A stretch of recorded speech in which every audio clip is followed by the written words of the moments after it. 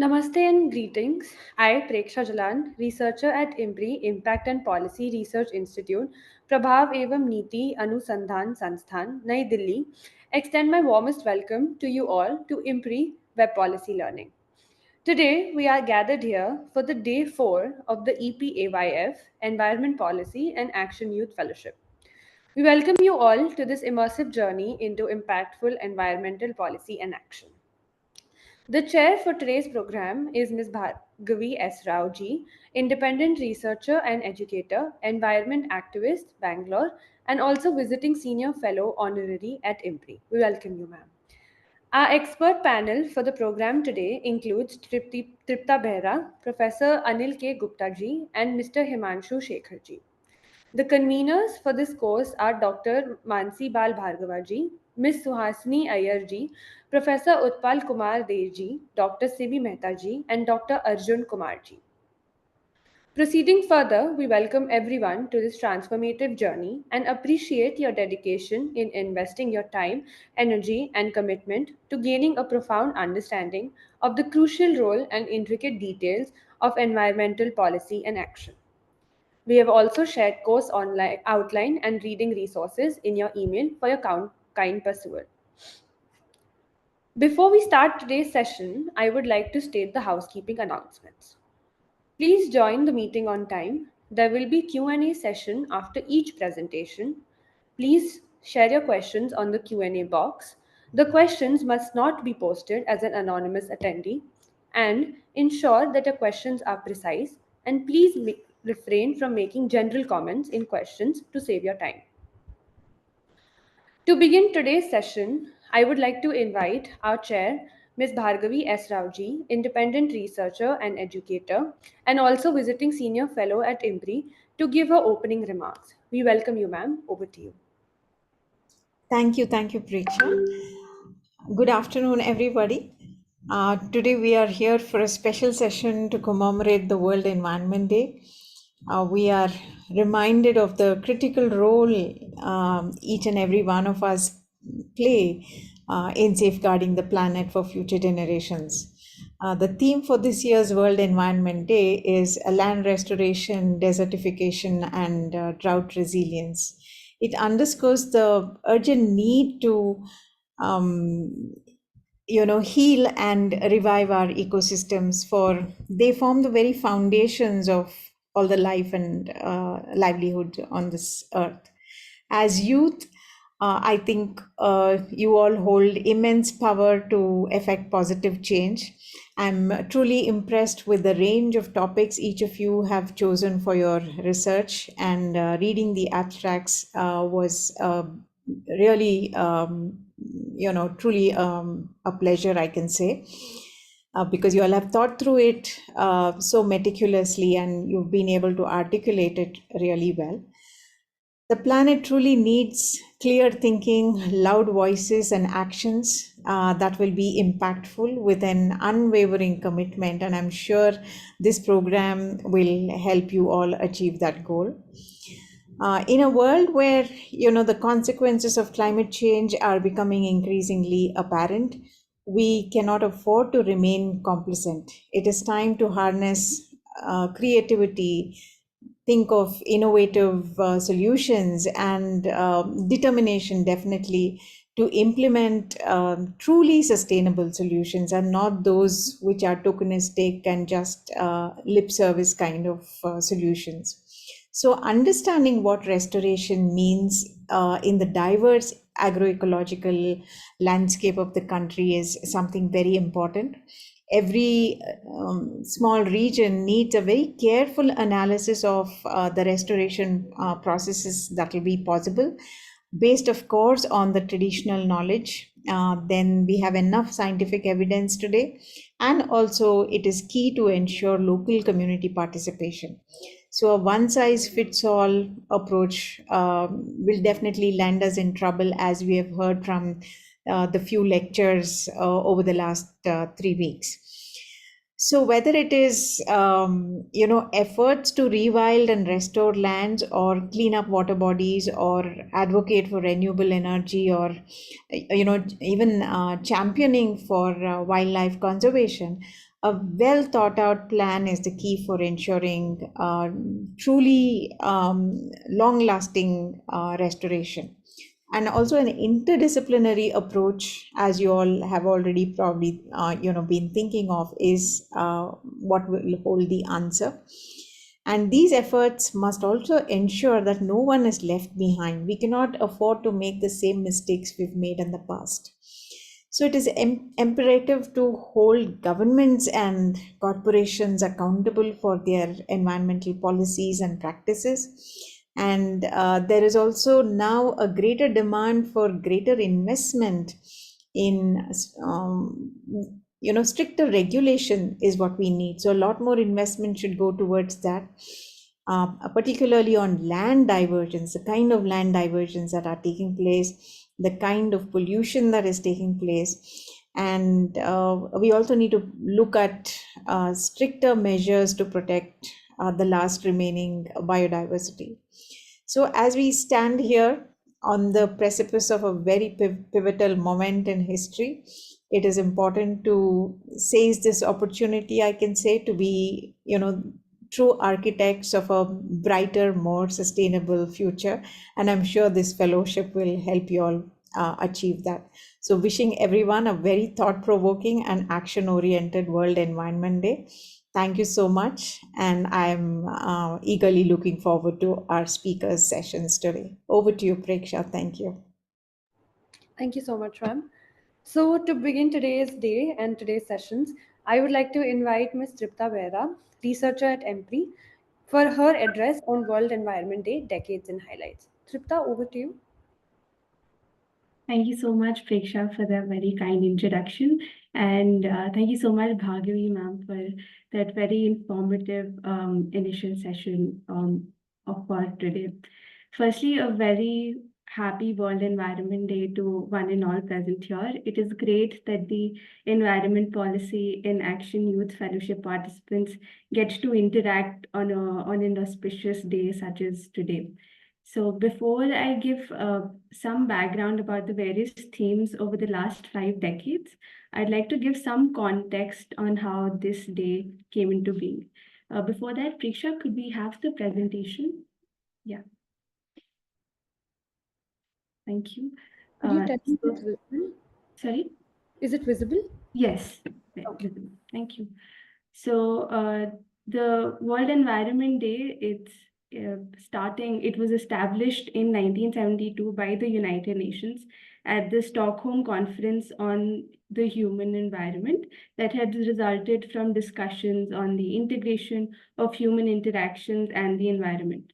And 1 year later, in 1973, the first World Environment Day was held with the theme Only One Earth.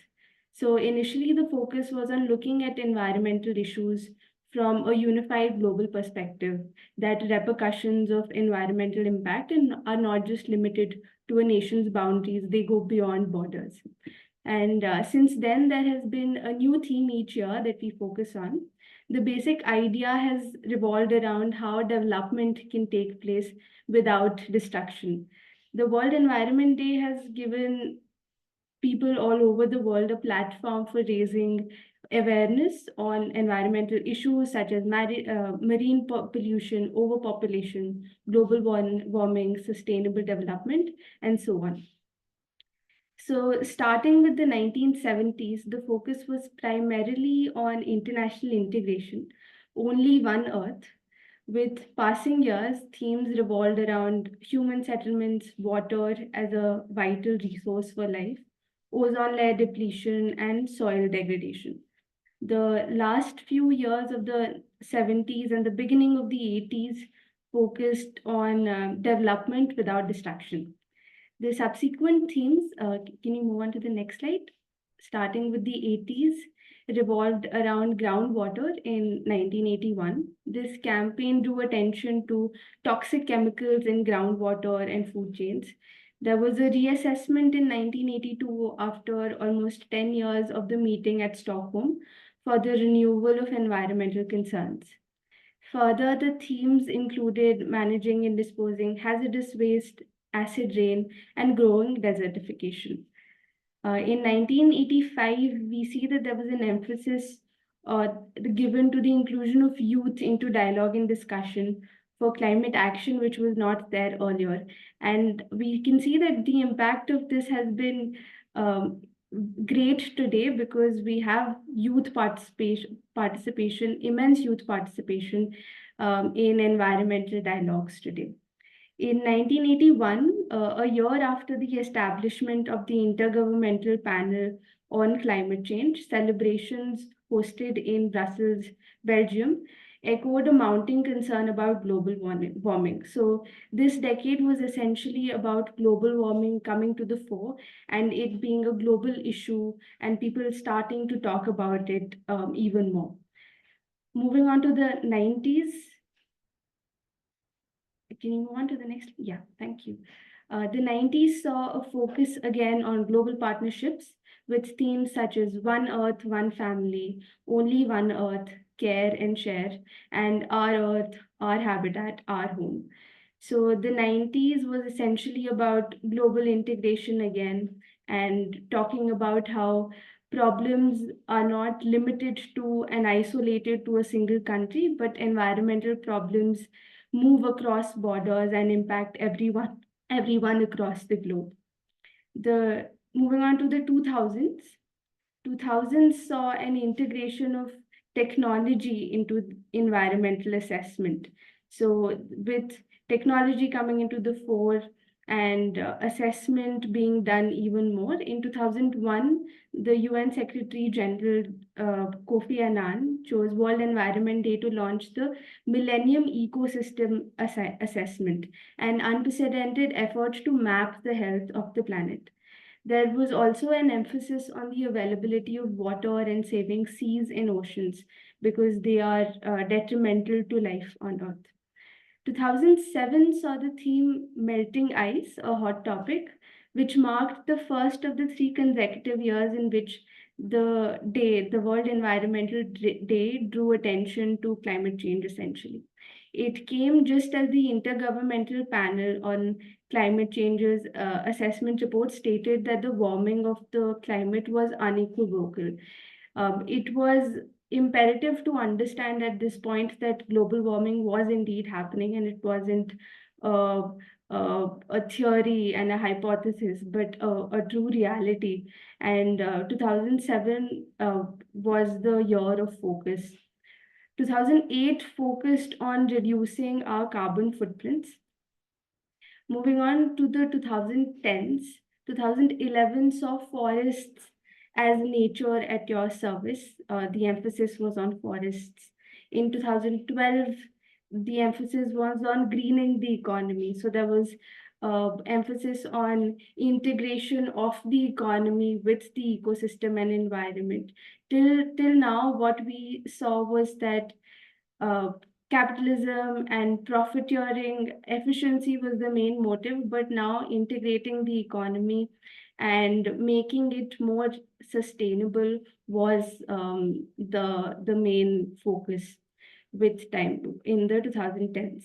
2013 saw reducing your carbon footprint as the theme of the year. 2014 again saw sea level rises and the topic of sea levels and saving the seas and oceans and water bodies of the world became the topic and the theme of the discussion.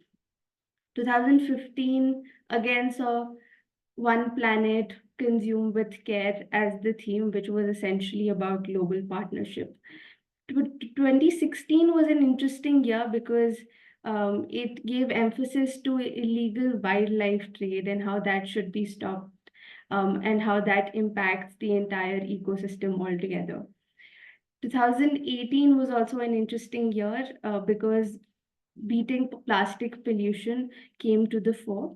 It was a topic that was not taken up earlier, and the 45th celebration of the World Environment Day was under this theme, the Beat Plastic Pollution. Over 6,000 people gathered at Versova Beach in Mumbai because this was the World Environment Day was held in India. so people gathered at Warsaw Beach in Mumbai to join the UN Environment Champion of the Earth, Afroz Shah, in a beach cleanup. Subsequently, in 2019, air pollution was taken up as the theme of air pollution, a global emergency that was declared, the repercussions of which we see even today in Delhi, the rising air pollutions, and year after year, months of November, December being an issue for people at large, was brought up in the 2019 World Environment Day as well. 2020 was again a time for nature. This was after the COVID-19 crisis. It was realized that it was important to give more focus on our environment and how saving the environment has repercussions on our lives as well. In 2021, the World Environment Day was held in Pakistan. The ecosystem restoration, the focus was on ecosystem restoration, celebrated under the theme Reimagine, Recreate, and Restore. In 2022, we moved back to the idea of only one Earth, which was the theme of the first World Environment Day. And 2023 again saw solutions to plastic pollution. So over the last couple of years, the focus has essentially been on beating plastic pollution, beating air pollution, and on global partnerships across the world. And now coming back to present day, as Bhargavi ma'am mentioned, 2024's theme is land restoration, desertification, and drought resilience this year. And we look forward to the discussions today to discuss all the themes and how we can actually make our world a better place through environmental sustainability and protecting our environment. So thank you for that, Preksha. I would give the platform back to you. Over to you. Thank you.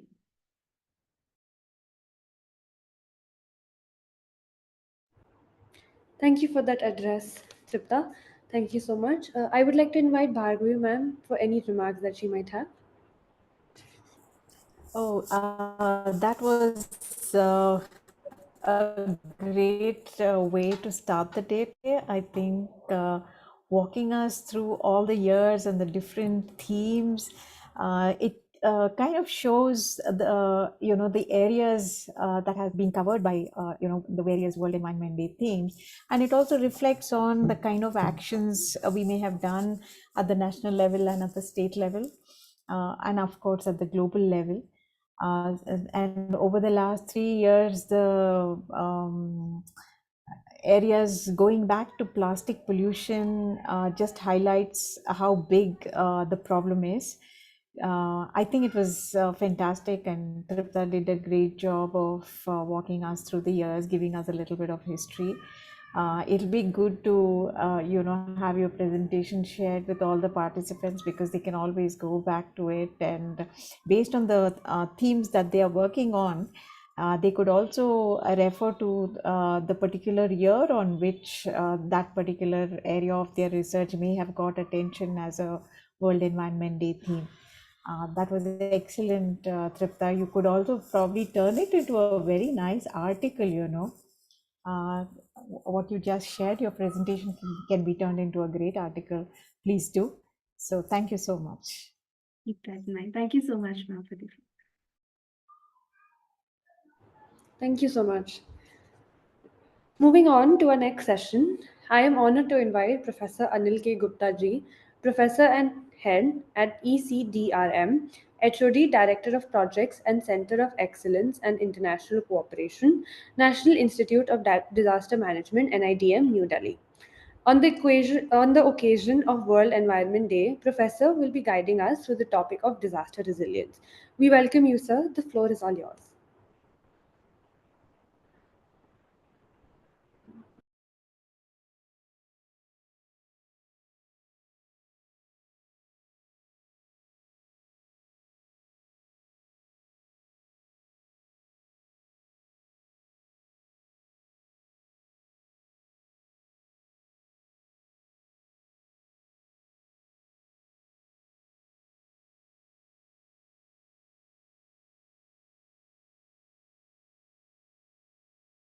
emerges in any of the. Yes. Is it full screen? Yes, sir, it is. It is. Please.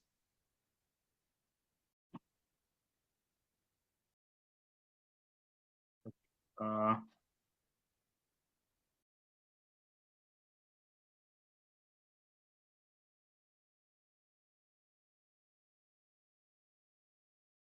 yes. So basically, when we talk about the environment and sustainability in the present time, the key focus that emerges in any of the discourse that is related with the climate and the climate change. But the focus of my team has been more on the climate change related loss and damage, and looking from the resilience and adaptation perspectives. The important things are that now there's very less kind of any doubts or any kind of confronts whether climate change is reality or not. But when it comes to loss and damage, there are several layers of understanding and several layers of facts that emerge when we try to interrogate into. And those are many times related with not only the intensity and frequency of the hazards, but also the vulnerabilities of the systems. So starting from the COP26, and then major focus was in COP27, and COP28 was also on reiterating that these solid actions are needed on addressing loss and damage. Then on the parallel, the issues related with the green development that in little technical or strategic terms we call as green growth strategies, and resource efficiency. So we also call it as maybe circular economy, but resource efficiency goes even broader than the circular economy. So there are certain things which you cannot really recycle, but how do you optimally utilize it? That those components are also there. So I think that's very important issue that is emerging. Now globally also there is also a significant discussion today. Also, I had a very important meeting on improving financial mechanisms. Financial mechanisms, more particularly in both South and like the countries in transition economy or the underdeveloped or developing countries. There are the undulating terrain when we talk about the financial mechanisms. So those are also very important thing when we talk about the achieving various goals of sustainable development, but also in those goals in context of the priorities under Sendai framework for disaster risk reduction, as well as the Paris climate agreement. Also very important that policies talk about these kind of financial mechanisms, but implementation at ground level faces the competency gaps. So people do not have the capacities to understand, analyze, develop projects, implement, and if implementations are done, whether the impacts are significant or not. So it's kind of a evaluation monitoring this. Researches and resources both are there, but those are not well organized. So the lessons from the various kind of researches, various kind of knowledge that is being generated are not being synchronized. So that is another kind of challenge. One thing I would like to highlight here that many times we have seen that when something goes wrong, for example, there is a city, part of the city or the whole city got flooded, maybe triggered by a heavy rainfall condition or the failure of a water management system or whatever. And we many times our administrators and managers, they intend to put all the blame on climate change. We need to be very clear and very cautious that climate change, while is one of the major triggering factor, major contributor to increasing risk, but the incident that takes place causing loss and damage, there are many other factors which are responsible, which are the non-climatic actors. So climatic actors coupled with the non-climatic actors, for example, the issues related with landscape changes, issues related with land use, the designs, and many the maintenance, solid waste, and many other things. How do we maintain our buffers like the wetlands and other ecosystems? So there are several other dimensions that contribute to various layers of vulnerability, and those are very important dimensions when we really try to assess that the climate change is precipitating new are the additions to disaster risk. So this is a schematic that I tried to uh, bring that the how the anthropogenic and environmental changes are uh, associating with the impact of climate change to precipitating disasters. This is a reality. We all know that if we compare the geophysical disasters and other disasters with the climate change related disasters. So when I say climate change related disasters means disasters, meteorological disasters, hydrological disasters, so water related, climate related, weather related disasters. So those are they if we see that in the trend, they are growing much as compared to other kind of disasters. So water and climate related disasters have grown much higher rate. So that is a key concern, and otherwise also globally and in South Asia as well as and also in India. If we look at the number of disasters, we find that around 70%, sometimes 75% are the disasters are associated with water and climate. So that is very important. But if we look at the geographical profile, I think that's very important and very interesting thing that India, very diverse geography. And along with that, the climatic conditions, geophysical conditions, many even the cultural and social dimensions also change, vary a lot. So how the disaster profile has been changing.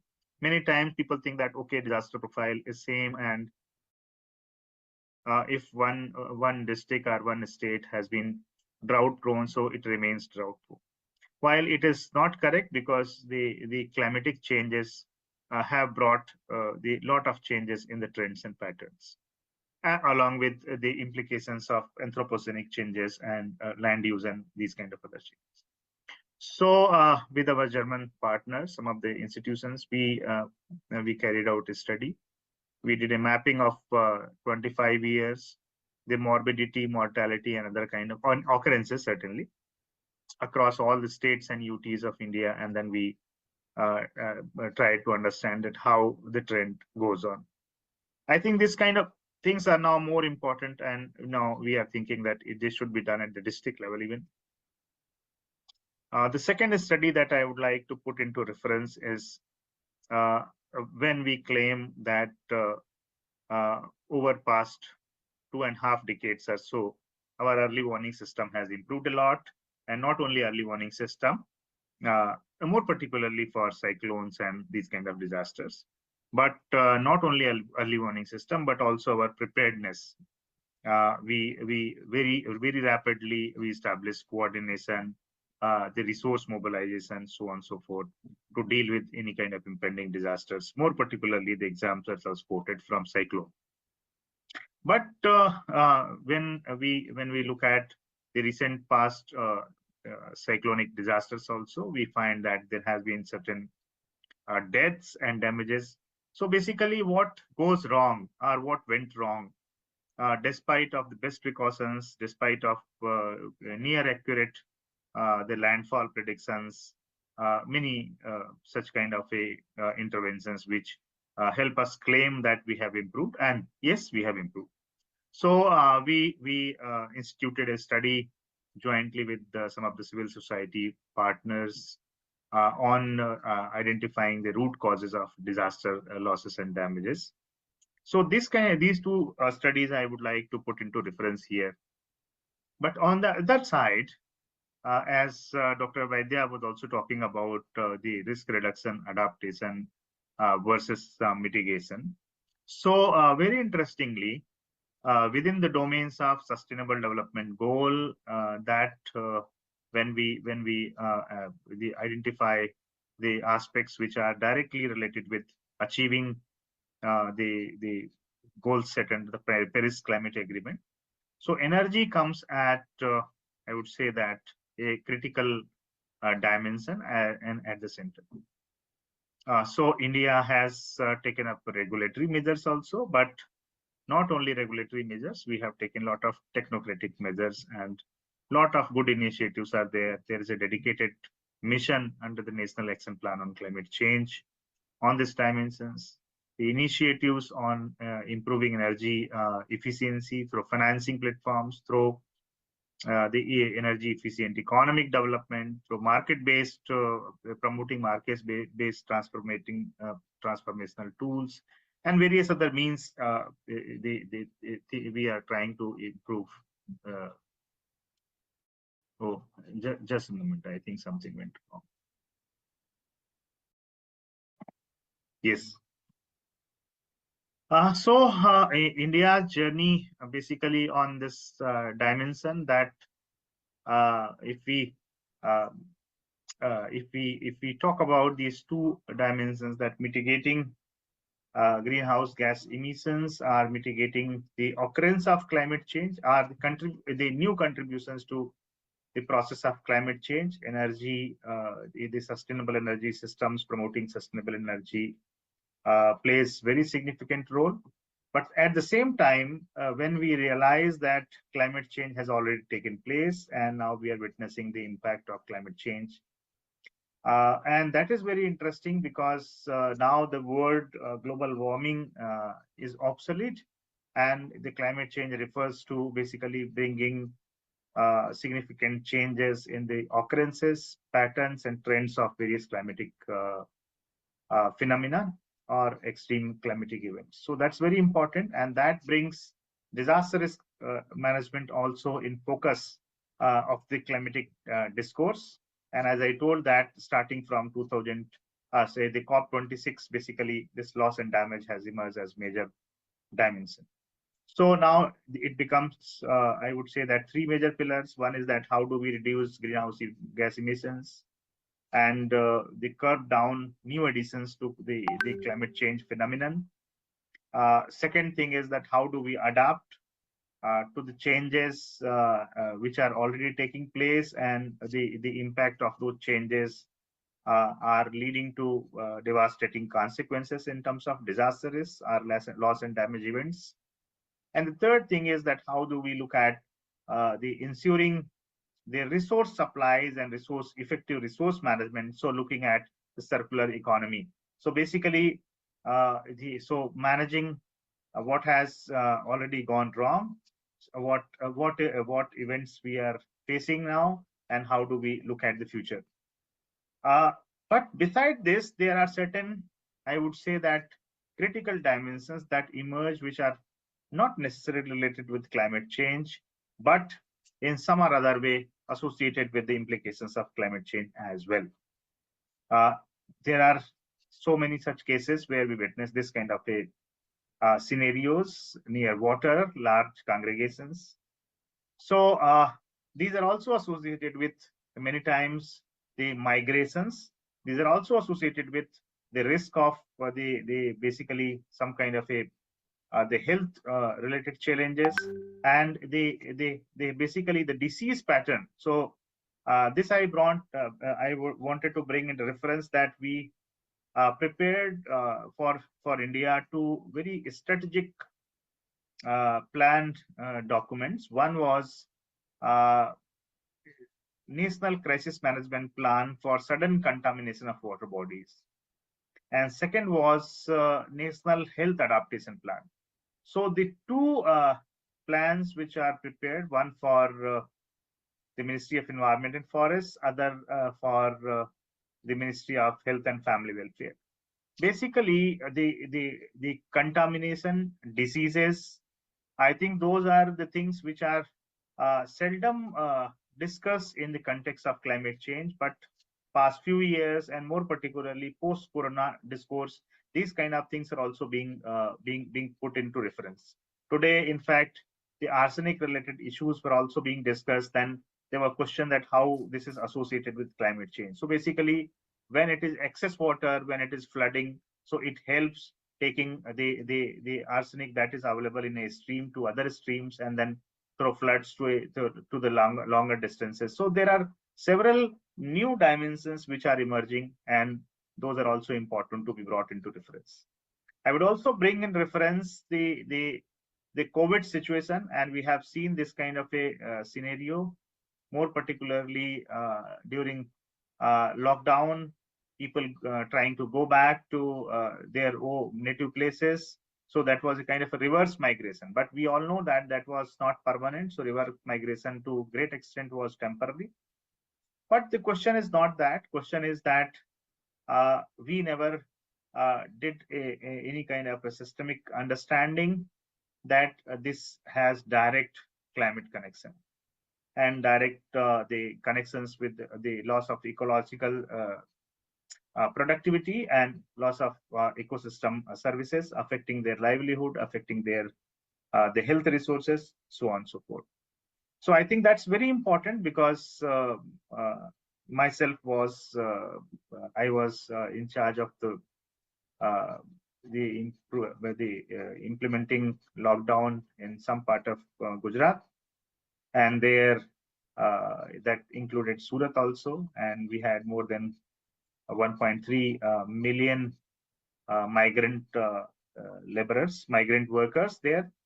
And when we noticed that the people are mostly from the climatic disaster related locations, like some parts of Bihar, some part of Jharkhand, Chhattisgarh, Orissa, these places. So I think these are the newer dimensions, and these are not newer dimensions, but these are very important things which we seldom considered in the central thought process of the climate discourse for quite a long time.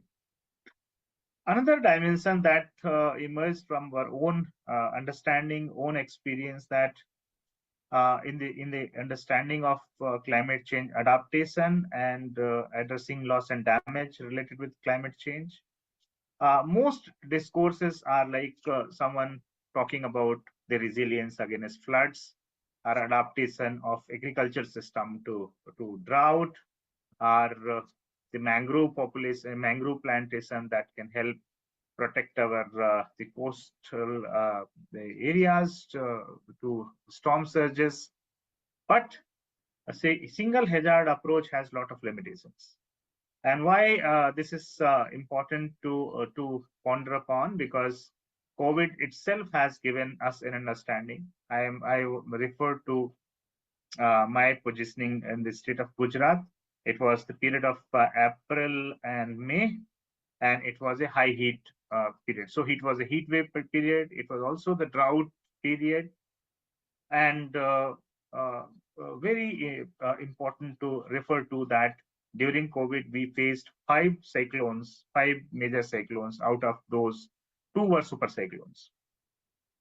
We also faced chemical accident. One, for example, the LG polymer incident, the oil fire in Assam, some accident in Chhattisgarh. So disasters or loss and damage events many times do not come in isolation. They at the same time there are the cascading challenges or the systemic implications, but at the same time 2 disasters are there. So I would refer to that period when we were talking about the keeping social distancing, but during cyclone we had to evacuate people and keep at the cyclone shelter. So it was a challenge that how do we prevent the spread of COVID when we are evacuating and putting large number of people in the cyclone shelters. So this is already referred. This is about that how a critical scenarios are developing when in the impact of climate change. This is just 1 week of the scenario in India, certain states. If we see that the same week, at some places, for example, Rajasthan, you see that the rainfall status 220% excess. But in the same this thing in Maharashtra, 80% deficit. And some places it is 93, Jharkhand 93% deficit. So the excess is going even same period to 220%, and that too in the Rajasthan. So basically that is the kind of challenge we are going to face. And very interestingly, the analytical understanding tells us that India, Bangladesh, and some other part of the South Asia combined, that is going to be the real flood hotspot of the world, basically, by mid of this century. So that is basically a kind of alarming scenario. In India, we are talking about the Vision 2047, and that will be the year we will be completing our 100 years of India's independence. And we are planning that by that time we will also be a developed nation, economically resilient and economically stable nation. But these loss events and loss scenarios make us feel worried that how are we really foreseeing these, how are we really perceiving these, and how do we really address these futuristic risks so that our dream of being a developed nation, our dream of being a sustainable economy is realized. Again, there are literal aspects of lessons that many times there are good researches available, but are these researches being put into use in improving our planning process or the governance process at local level? So this is a big question, more particularly in the countries where we have less systemic this thing to go deep into the kind of a research findings and integrate with the improving planning process. This is a publication covering Bengaluru and Chennai, the urban flood scenarios, published in the year 2011, and 2015 Chennai was flooded. In fact, 2015 it was flooded, but 2016 and 17 those were the drought years for Chennai. So a huge water scarcity in Chennai. So basically, water becomes at the center for risk and also for building resilience in many of the cities. So issues related with water governance, issues related with land use, like in the picture you see indicating the loss of wetlands or loss of water bodies. I think that is a significant dimension in both the cities, Chennai, even, which is also the city of temple tanks. Now, a lot of rejuvenation and the restoration work is going on. So what is important here that mostly when we used to talk about sustainability, the sustainable development goals, now we have hardly less than 6 years or 5 years for the 2030. That is the period by which we thought that we will achieve sustainable development goals. But what are the real impediments? What are the real obstacles? So basically obstacles are that when we talk about environment, when we used to discuss, primarily we thought that developmental activities or ill-planned developmental activities have deleterious impact on environment.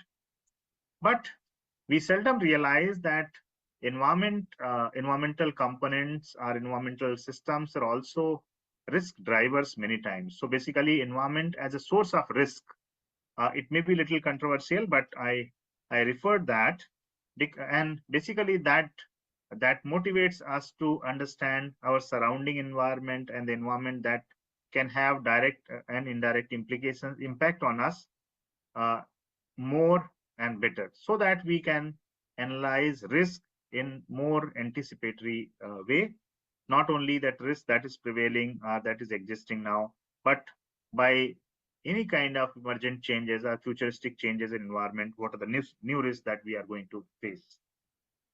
But on the other side, environment also offers great solutions to the impact of the climate change. So for adaptation and also to to reducing the risk of disasters. So developing disaster resilience, or we call it disaster risk reduction. So over past 15 years or so, the new dimension that we called ECO-DRR, ecosystem approach to disaster risk reduction. Just to share with you that, in fact, this term ECO-DRR, I'm happy that I had proposed this word in the UN conference, and everyone agreed, and now ECO-DRR is a known word, and many people frequently they use it. And but technical version of the ECO-DRR, we often call it NBS, or nature-based solutions. India, which is having large area under forest, large area under various ecosystems, we have much uh, significant understanding of the role of ecosystems, role of nature-based solutions, but uh, have we really been able to utilize the potentials of nature-based solutions in improving, in increasing our the resilience, or in solving our disaster problems, or in promoting climate change adaptation? There are certain questions. And I would say that there are good examples, but also there are failure examples, those exist. So basically, how do we really look at mainstreaming nature-based solutions into our planning process at all the levels, more particularly the levels where we are mandating for development of disaster risk reduction plans or disaster management plans. Recently, we developed a manual for integrating wetland-based nature-based solutions into district-level disaster management plan jointly with our partners, including the Wetland International South Asia and others.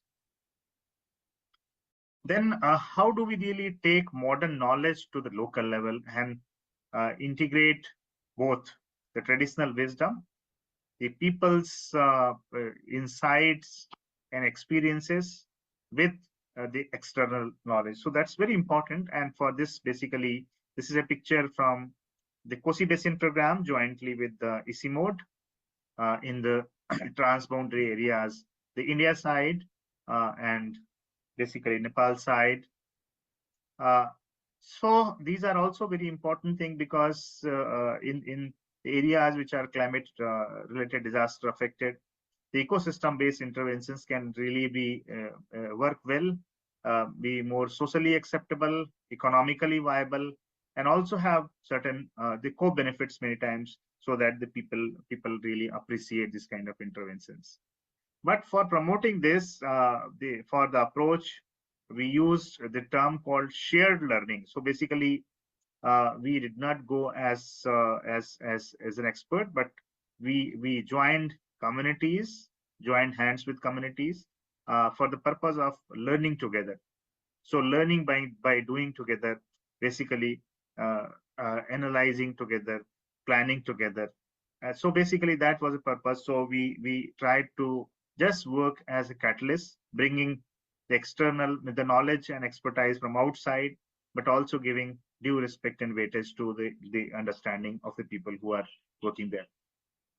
But on the other hand, there are large projects which are also coming. For example, the large airports are coming, international airports are coming. This year we have seen the kind of damages to our road networks and highways 2022-23. More particularly, if we take example of the state of Himachal Pradesh, but not only this, several other parts also in the state of Bihar, in the state of Uttarakhand, in the state of even Maharashtra also. So there was damage scenarios. So how do we look at the existing tools, existing the instruments, policy instruments which are available? So like one is the EIA, and there's a set mechanism for EIA. Notifications are there, EIA notification by Ministry of Environment, Forest, and globally there is a version of EIA that we call it strategic assessment. So basically that is the EIA of policies. So can we really use it? So we have been discussing with the relevant counterparts for evolving a new mechanism called disaster impact assessment, and as an integration to the EIA process. So we do not only assess the anticipatory understand, or we do not only assess the futuristic environmental impacts, but also how major projects are going to bring the change in the disaster risk landscape. So, for example, if a big airport is coming, so it is also causing large-scale landscape changes. And when large-scale landscape changes are there, then hydrological regime will change. So the flood regime, drought regime, heat wave regime will also change. So basically, these are the kind of understanding we try to work. Then many times when we talk about infrastructure, and bringing infrastructure into discourse is important because it was India's leadership initiative. And then now we have a global mechanism called Coalition for Disaster Resilient Infrastructure, CDRI. And CDRI works, it has several countries as members, several global organizations as members. But indeed, it was India's initiative, Prime Minister's initiative. So what's important here that infrastructure does not mean that only physical infrastructure, only hard infrastructure. Even there are infrastructure which are also having the natural infrastructure as major components. So water infrastructure, for example, reservoirs, dams, and many times the natural infrastructures like the ponds or like rivers, these are also the infrastructure. So how do we really start looking at various different kind of infrastructures and also interconnectedness? So many times, so like the water infrastructure is related with sustainability in the electricity generation, more particularly the hydroelectricity.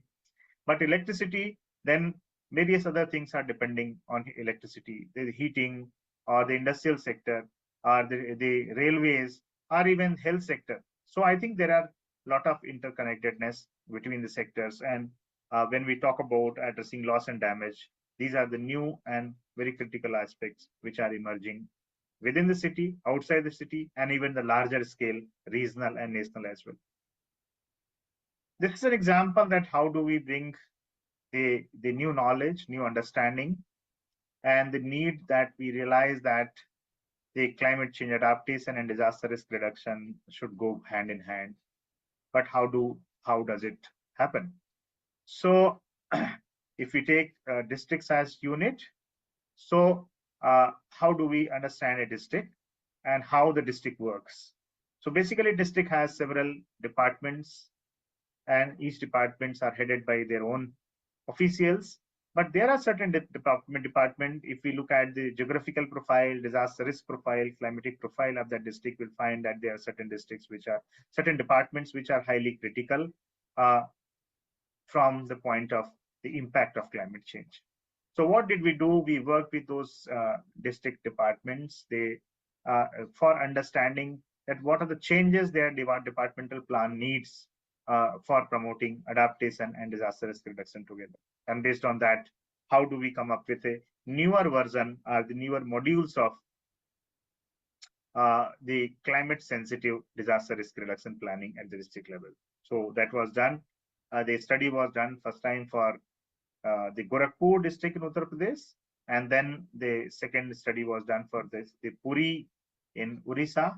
That is a pilgrim area and coastal area as well, so multi-hazard coastal, and also Almora district in Uttarakhand, so multi-hazard hilly. So basically, and then based on those lessons, we came up with this kind of module. So how do we identify the key departments?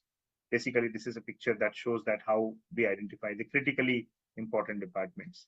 Then also, Dr. Baidya was talking about cities, and he was also referring to floods. He was also referring to cities being imperative and urbanization also being imperative, that we cannot stop, we should not stop. So how do we look at the resilience in cities? So this is also a picture that how did we promoted the thought process about the resilience of cities to the impact of climate change and the risk of disasters. So starting from the neighborhood and then looking at the ward as unit and then going to the city level. So basically, the focus was on bringing convergence between the top-down and bottom-up approach. This is something that I was talking about, the shared learning process and two wheels. So first wheel is about understanding vulnerability, and the right side wheel is so based on our understanding of vulnerability, building resilience. So building resilience, it needs to understand three major dimensions. One is the systems, agents, and institutions. So institutions like the Disaster Management Authority, the Emergency Operations Center, Climate Change Cell, these kind of things, or the municipal corporation. But systems like the water management systems, or the health systems, or the waste management systems, and agents, basically the experts, the officials who can really work to bring the change. So that's very important. And so it's a complete process basically to bring knowledge into implementation. And this is about that how we think about bringing convergence from top down and bottom up.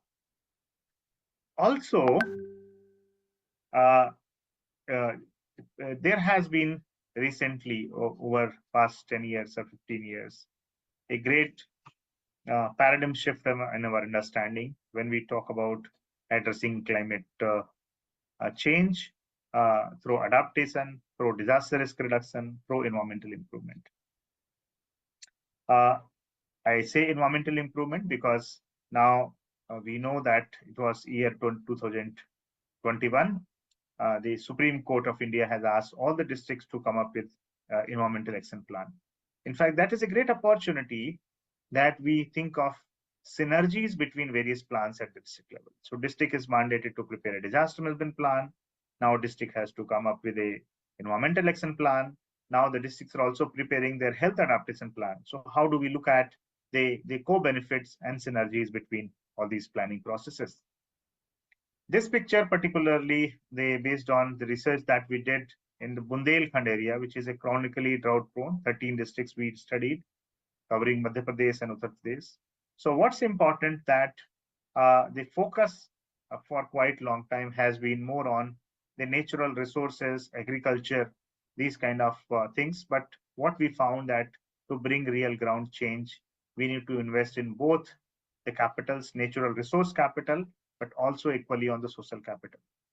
So that's very important, that how do we look at the livelihood things, how do we look at the especially vulnerable population, how do we look at the various other social dimensions, the access, the women. I think these are also very important thing.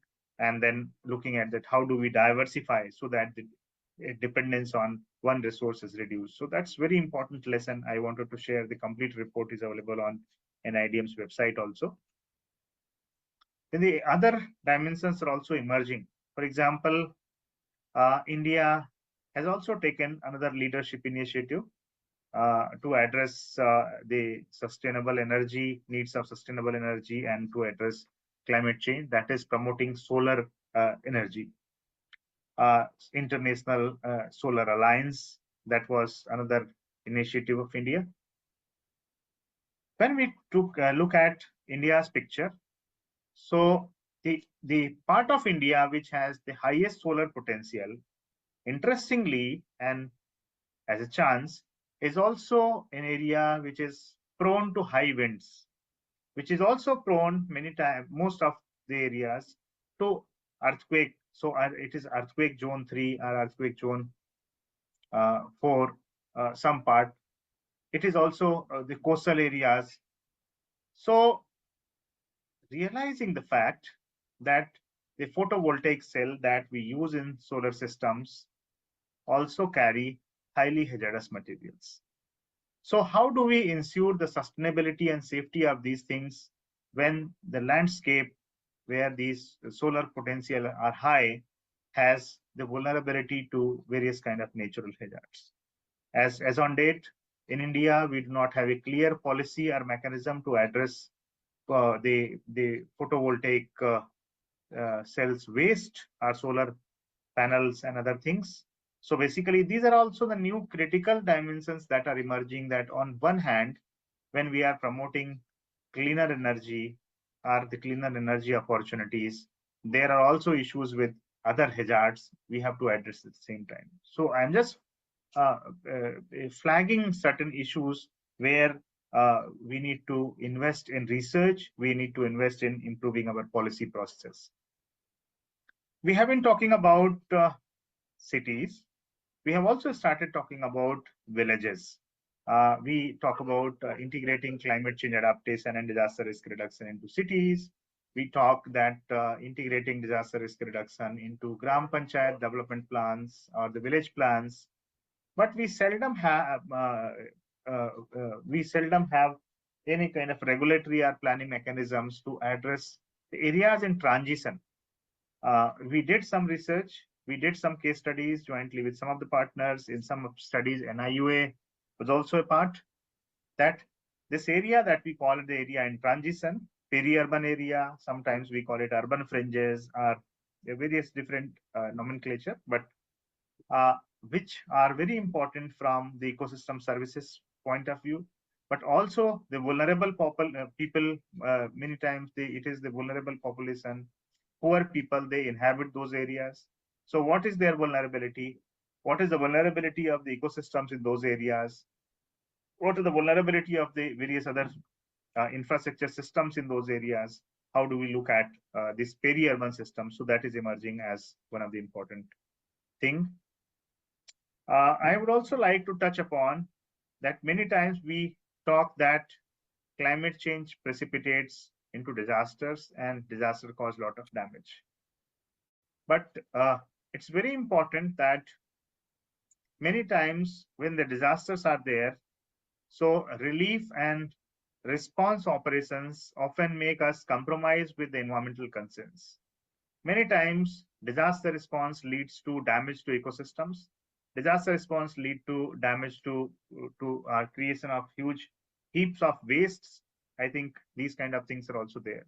So recently with some of the partners, we did some policy research and came up with a new module called Climate Proofing Disaster Relief and Recovery. So that is the first ever anywhere such kind of a module that we have prepared, that how do we ensure that that we are not contributing more in our activities of disaster relief and response, but relief is green relief, eco-friendly relief, and sustainable relief. And this first publication that also is worth referring, green growth and resource efficiency in disaster risk reduction. Then in the center, it is nature-based solutions for disaster risk reduction, reducing disaster risk. So these kind of manuals also we have prepared. Then there are certain policy papers which are available on in IDM's website. At the center, it is the district collector handbook, a very pocket handbook basically for the district collector. It is in Oriya. The picture is in Oriya, the version in Oriya, but it is available in English and Hindi also. And then also looking at that how the different sections of society are differently vulnerable. For example, poor people are vulnerable differently, and within that, the poor children are vulnerable differently. Urban poor children are vulnerable even more, and within them, the girl child, they are vulnerable and very, very differently. So how do we look at the differential vulnerability in our discourse and efforts to develop the improved planning process? This is a compendium of case studies on nature-based solutions on the left that has been published from Springer.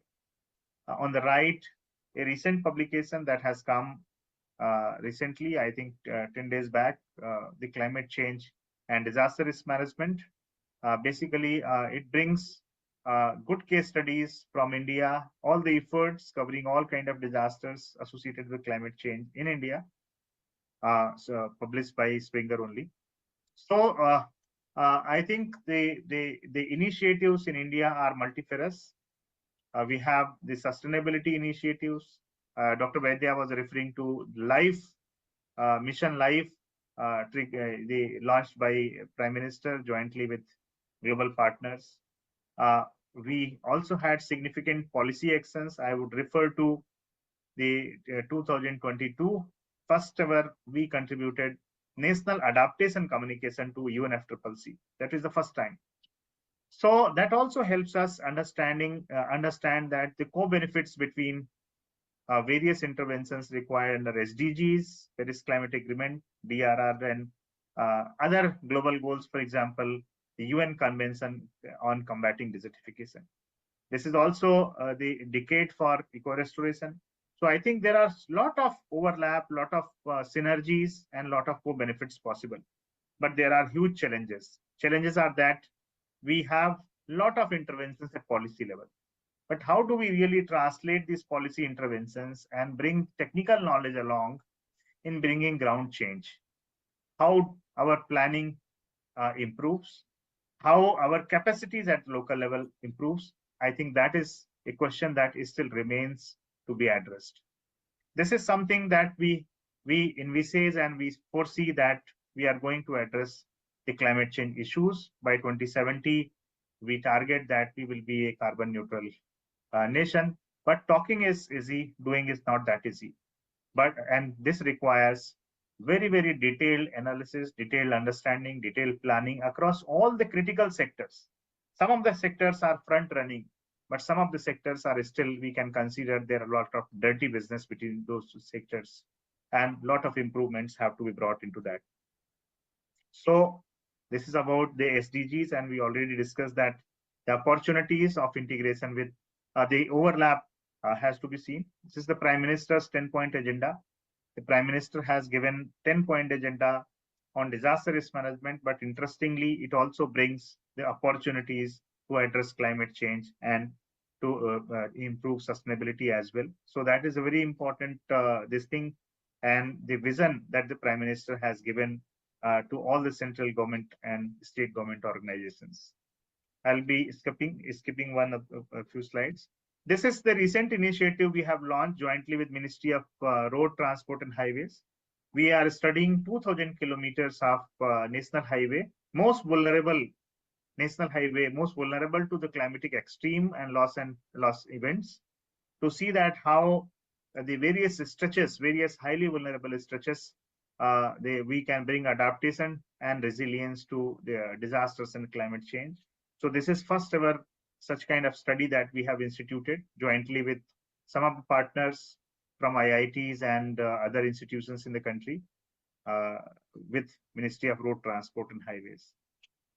A lot of knowledge is there within the country also, outside the country also, in the domain of sustainability, in the domain of climate resilience and disaster risk reduction. But we find that we come across that kind of publication or information quite late, and when it's actually needed, we do not have an access.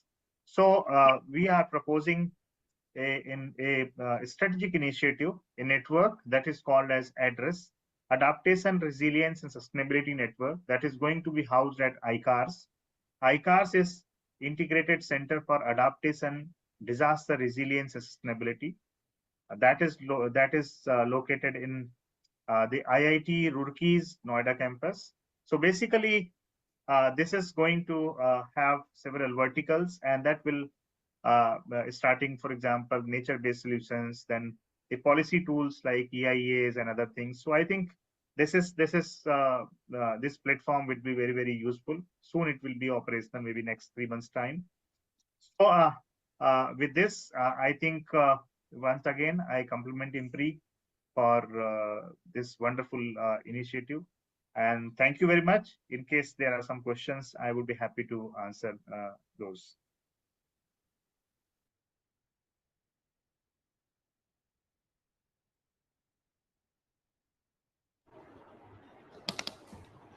Thank you, sir, for that very comprehensive session. I would request all participants, if they have any questions, to please put it in the Q&A box or please raise your hand.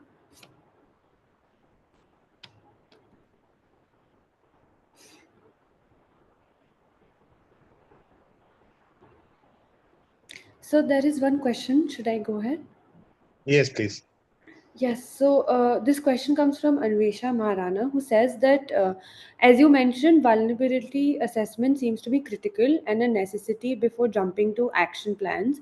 In the SAPCC-HHS, the vulnerability assessment is not achieved well. What could be the challenges for the states for this? First of all, I will tell that there are two type of vulnerability assessments. For SAPCC, the vulnerability assessment has been done from climate risk point of view. Whereas the disaster management plan, the vulnerability assessment is more comprehensive, where the climate extremes as well as the other disasters have also been considered. Again, coming back to SAPCC, the challenge is primarily the downscaling of climate projections. So for example, there are large states, and we have climatic projections. We have developed a scenario for Uttar Pradesh that how the temperature will rise, or the extreme heat days will rise, or the cold days will rise, or the extreme rainfall days will rise. Now, the projection for Uttar Pradesh would not suffice in the decision making of the Gorakhpur region, or the Agra region, or the Jaunpur region. Basically, we need to go down. We need a climate projection at least at the district level. And when we go at the district level, so there are certain level of errors. Basically, this is one kind of challenge. Second thing, there are a lot of aberrations that are also taking place. The climate projections, they are based on the modeling process that we are taking the AR6 or AR5 scenarios, IPCC given scenarios. But climate projections at local level, there are local the non-climatic factors that also play a role. For example, if it is a hilly terrain, or there are forests, for example, Lakhimpur Kheri, so there is forest. So that evapotranspiration system will also play. So how to factor in local contributors, and how to factor in these kind of things that bring local influences to climate projections, I think that is important. So now, in fact, there are some good initiatives in the recent past 4-5 years. Some districts have come up with the climate projections at district level. That is something good. But then the climate projections are quite complex kind of things. These climate projections are not understandable by the district level officers. So how to make it simpler? So this is one kind of challenge. Second thing, then which are the parameters you should take? Again, if it is coastal area, the parameters will be little different. If it is a hill area, the parameters will be little different. If it is the desert area, dryland area, the parameters will be little different. So these are the kind of challenges that we have, because India is highly diverse. It is not only one kind of terrain. The smaller countries, you have all the country almost similar. Here you move 50 kilometers, 100 kilometers, you have a different thing. So one model doesn't fit all. So these are certain kind of challenges with the HRVCA. Thank you for that answer, sir. So, in the meantime, while we're still getting questions, I would also invite you to just stress on the importance of World Environment Day, and if you want to add something else. So first of all, my heartfelt greetings to all IMPRI and all the participants, all the family. It is a matter of both. I would say something to celebrate, because people celebrate World Environment Day, but something to worry about. And today morning I was thinking, because I also recall that people used to say that for India, this 5th June is not the correct day to celebrate Environment Day. It's a very high heat days. But I was thinking a different way today, that yes, 5th June is very appropriate this year at least, so that people realize how important is the environment. When the scorching sun is on the heat, people realize how important is the water, how important is the tree, how important is the shadow of the tree, how important are the animals, how important is the forest. And when we are in trouble, we talk about environment. When we are not trouble, we just forget. So it is like the concept of God, na? So there is a दोहा भी है ना क्या, दुख में सुमिरन सब करे, सुख में करे ना कोई, जो सुख में सुमिरन करे तो दुख काहे को होए. So I will talk about environment also, कि जब गर्मी है तो सुमिरन सब करे पेड़ों को और पानी को, और जब गर्मी नहीं है तो कोई पेड़ों और पानी को कोई सुमिरन ना करे. तो जब गर्मी ना हो तब भी अगर सुमिरन करे पेड़ों का और पानी का, उनका ख्याल करे, तो गर्मी शायद इतनी कम से कम होए. तो ये बात है कि throughout the year basically we have to think seriously that how do we implement our policies. Policies are very good, but ground implementation, there are challenges. Second thing, environment day में जो हमारी thought process होती है, primarily we are talking of two things. One, we are talking about pollution. Second, we are talking about plants. Other sapling, पेड़ लगाइए. Yes, I think very important that everyone should plant it, the sapling, but he should care also. But second thing जो मैं बात करना चाहता हूँ, that is that environment, there are so many things. और जो coming aspect आ रहा है अभी, one is that how do we understand ecosystem based services, and how do we, hello, am I audible? Yes, sir. Okay.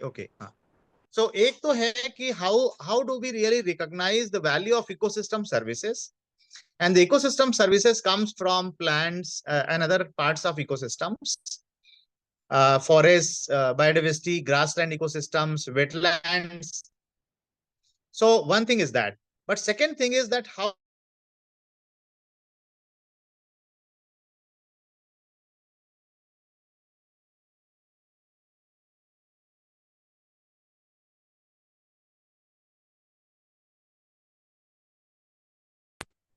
nothing is unlimited. This we need to understand. So the resources are finite resources, and that is the reason basically what we are generating every day and saying this is a waste, है ना? सबके घर में एक बिन होती है जिसको हम कहते हैं डस्टबिन या वेस्ट बिन. ऑफिस में एक वेस्ट बिन होता है, कहीं पर भी सेग्रीगेटेड होता है, उसमें गीला कचरा, सूखा कचरा, wet garbage and recyclable garbage, इस तरीके से. बेसिकली हमको ये जल्दी से जल्दी खत्म करना पड़ेगा. We have to stop and we have to recognize that there is no waste actually. All these are resources, and we are entering in a transition where there is nothing called waste. Now everything is a resource. It is our failure to understand it is a resource. So कितनी जल्दी हम इस चीज को समझ करके अपनाना शुरू करें. So everything should be 100% recycling, 100% reuse. There should not be any waste. So this is point number 2. And third point is that the implications of climate change are becoming so notorious. So notorious. Even if we have projections, there are huge uncertainties. And these uncertainties are also brought out by the non-climatic actors. These are anthropogenic dimensions, for example, landscape and land uses. So that is also contributing. So we have to, and the final message that we have to rework urgently the entire approach of our developmental models. The current model of development will not work at all. So और पुराना model भी नहीं काम करेगा. अभी single storey building की बात नहीं कर सकते हम सिर्फ मल्टी स्टोरीड बिल्डिंग की बात नहीं कर सकते. So we have to think of a blended approach, जहां पे हम ग्रीन बिल्डिंग की बात करें, जहां पे हम ग्रीन रूफ की बात करें. So how can we do the green building? But green building does not means कि बहुत सारा ग्लास लगा दिया आपने और उसमें से खूब धूप आ रही है, खूब गर्म हो रहा है. Then you have to put in lot of energy for cooling. So we have to have a localized model of green building. Delhi के लिए, कोलकाता के लिए, बॉम्बे के लिए, what kind of green building will suit? हमको मेक्सिको का, शिकागो का model नहीं लेना चाहिए, आंख बंद करके नहीं लेना चाहिए. तो basically this is also learning that we should have our own model of green development, green economy and green resource management. And जितना जल्दी से जल्दी हम कर पाए वो बहुत जरूरी है, otherwise it will be too late. So once again my compliments on the world environment day. और इसमें हमको काफी रिसर्च की भी जरूरत है. Our research scholars, faculty members, scientist colleagues, policy makers, basically हमको सोचना है कि कैसे हम इस रिसोर्स मैनेजमेंट को सिर्फ बात तक नहीं प्रैक्टिकली कर पाएंगे. That is very important. So thank you. Over to you. Thank you so much for your inspiring and engaging talk, sir. I would like to invite Bhargavi ma'am for her remarks. Over to you, ma'am.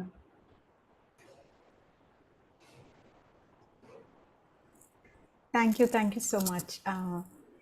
I would like to thank Professor Anil K. Gupta for walking us through this entire disaster management,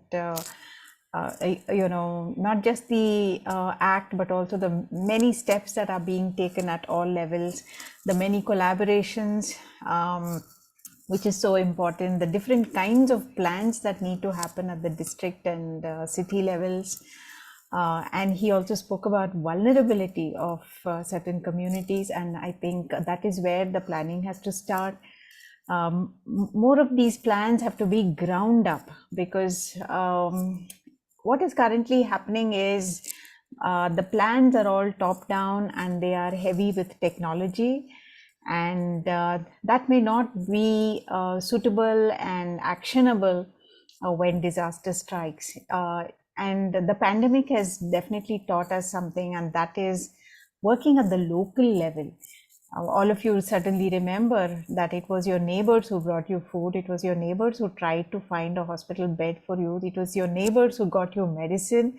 So that is proof that, things have to start at the local level. And that is where I would again go back to the 73rd and the 74th Amendment, where all these plans need to converge at the ward level eventually, where they can be actionable. Otherwise, we can have hundreds of all these departments and agencies and cells, but at the local level. And sir also spoke about information that needs to be present at the local level.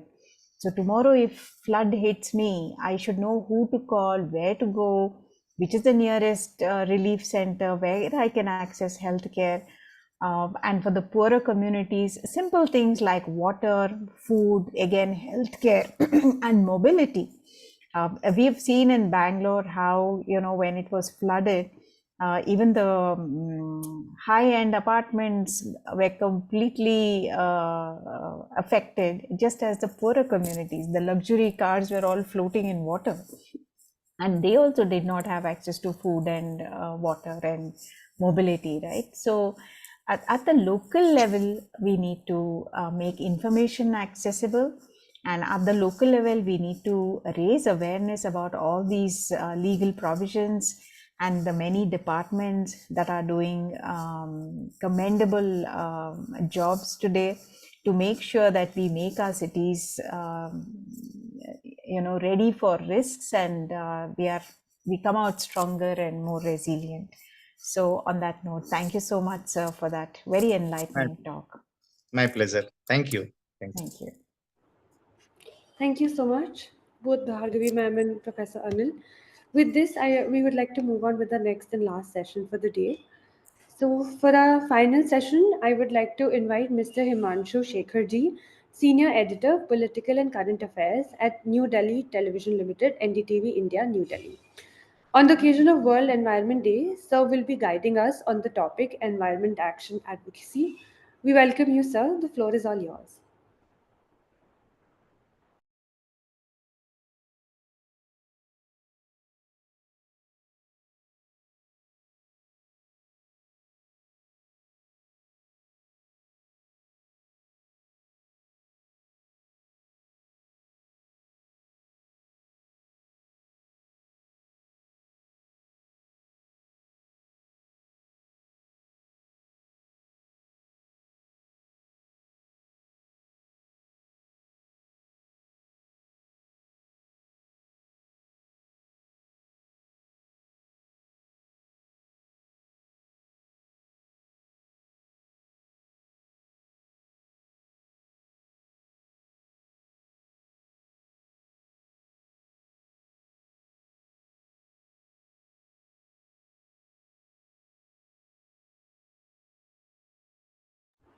Everyone, please bear with us a few more minutes.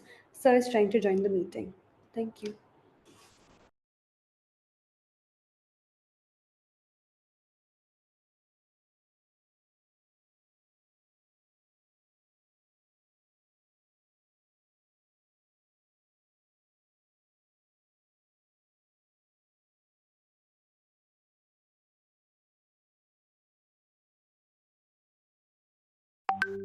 दिलवाए जाते हमारा करने करा समय channel पे भी इस तरह के दिखाए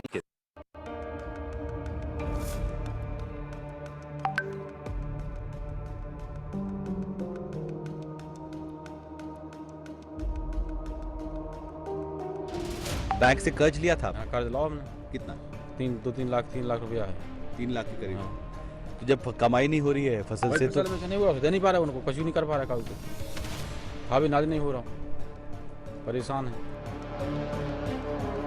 गुलाब अपने खेत में कुएं की खुदाई पिछले 3 साल से करा रहे हैं।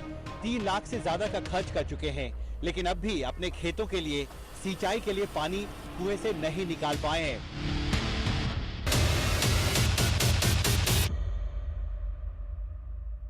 करीब 7 साल पहले झांसी जिले के इस अमरपुर गांव में मैं अपने सहयोगी विनोद गौतम के साथ यहां पहुंचा था।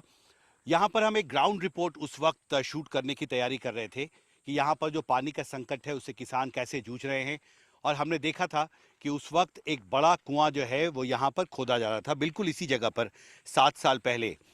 आज हमें गुलाब और जगभान दोनों मिले हैं, जिन किसानों का मैंने 7 साल पहले इंटरव्यू किया था।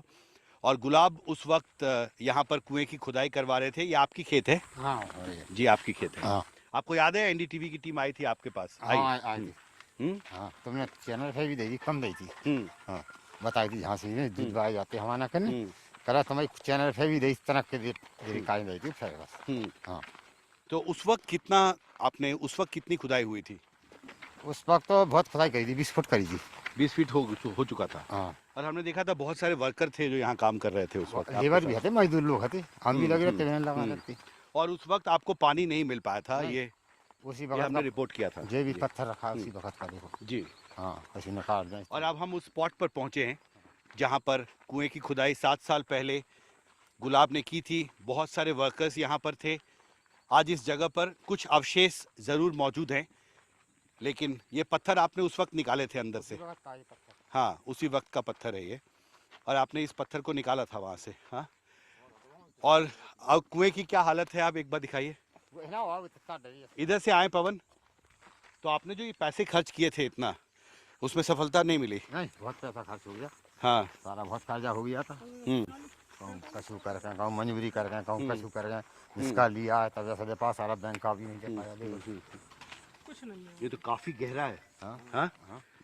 उस वक्त भी काफी आप खुदाई कर चुके थे, और तब से तो बहुत ज्यादा हुआ, खुदाई काफी हो चुकी है। हाँ? 70 फीट तक हो चुकी खुदाई यहाँ पे। 65-70 फुट न हुआ। अभी भी कोई पानी नहीं दिख रहा नीचे? नहीं, एक जगह थोड़ा सा डाउन है। यहाँ पानी नहीं है। तो क्या यहाँ जो भूजल का स्तर है वो काफी नीचे चला गया है? नीचे है। हाँ? बहुत नीचे चला गया। बहुत नीचे चला गया है। तो इतनी मेहनत करने के बाद, करीब 70 फुट की खुदाई के बाद भी यहाँ पर झांसी जिले के इस अमरपुर गांव में, जो करीब 30 किलोमीटर दूर है झांसी शहर से, वहाँ पर अभी भी पानी जो है वो किसान गुलाब को नहीं मिल पाया। मेरे साथ विनोद हैं उस वक्त, जिन्होंने कैमरा वर्क किया था, उस इंटरव्यू को रिकॉर्ड किया था। विनोद, इस इलाके में ये जो तस्वीर है, काफ़ी मेहनत की थी उस वक्त। मुझे याद है गुलाब ने कहा था करीब 3 साल तक हम खुदाई कर रहे हैं, लेकिन सफलता नहीं मिली। क्या यहाँ भूजल बहुत नीचे चला गया? सर ऐसा है कि जब गर्मी आती है, यहाँ जब 40 और 45 डिग्री टेम्परेचर जाता है, तो यहाँ क्या पथरीला इलाका है, उसमें जो खुदाई करते हैं तो उसमें पानी निकलता है। जब वो गर्मी पड़ती है तो उसका जलस्तर नीचे चला जाता है। जब जलस्तर नीचे चला जाता है, कुएं सूख जाते हैं, और ये कुएं केवल बारिश के पानी से भरते हैं। इनको कुएं को भरने के लिए कोई ऐसा नेचुरल सोर्स नहीं है कि ये नेचुरल सोर्स हो जिससे ये जमीन से ये कुएं भरते रहें। अन्य कुओं में अगर आप देखेंगे अन्य जगह, तो जमीन से नेचुरल मतलब पानी आ जाता है, लेकिन ये पथरीला आप देख सकते हैं कि पथरीला ये इलाका है, तो पत्थर, ये पूरा पत्थर है, तो ये पत्थर के कारण इसमें सूखा पड़ जाता है, और ये जब गर्मी आती है तो ये सूख जाता है, और बारिश के पानी जब ये भरता है तो ये अपने उससे खेतों की सिंचाई करते हैं, पीने का पानी भी उसके लिए अपना यूज कर लेते हैं। भूजल का स्तर तो ये तय है कि वो 70 फीट से हर गर्मी में सर ये भूजल का स्तर गिरता है यहाँ का। मेरे साथ जगभान भी हैं, दूसरे किसान जिनकी पास की ये जमीन है। मुझे याद है आपने कहा था मेरे पास 4 एकड़ जमीन है। 4 एकड़ है हमारे 4 एकड़ जमीन है। आपने कहा था एक नहर बनना चाहिए यहाँ पर। 7 साल में क्या कुछ बदला है यहाँ? नहीं, कोई नहर में नहीं, कोई बदलाव नहीं आओ। तो पानी का संकट वैसे ही बना हुआ है। बिजनेस से पहले तो स्वाब है। तो हमने आपका कहाँ पर इंटरव्यू किया था, दिखाइए। ये आपका खेत है, इसके पीछे वाला यही खेत है। तो उसके बाद से यहाँ पर कुछ बदलाव आया है खेती करने में? खेती करने में कुछ नहीं आओ, यही वही चुनौती है और संकट है। हाँ, संकट है ये, पानी वानी नहीं होता कहाँ से फसल।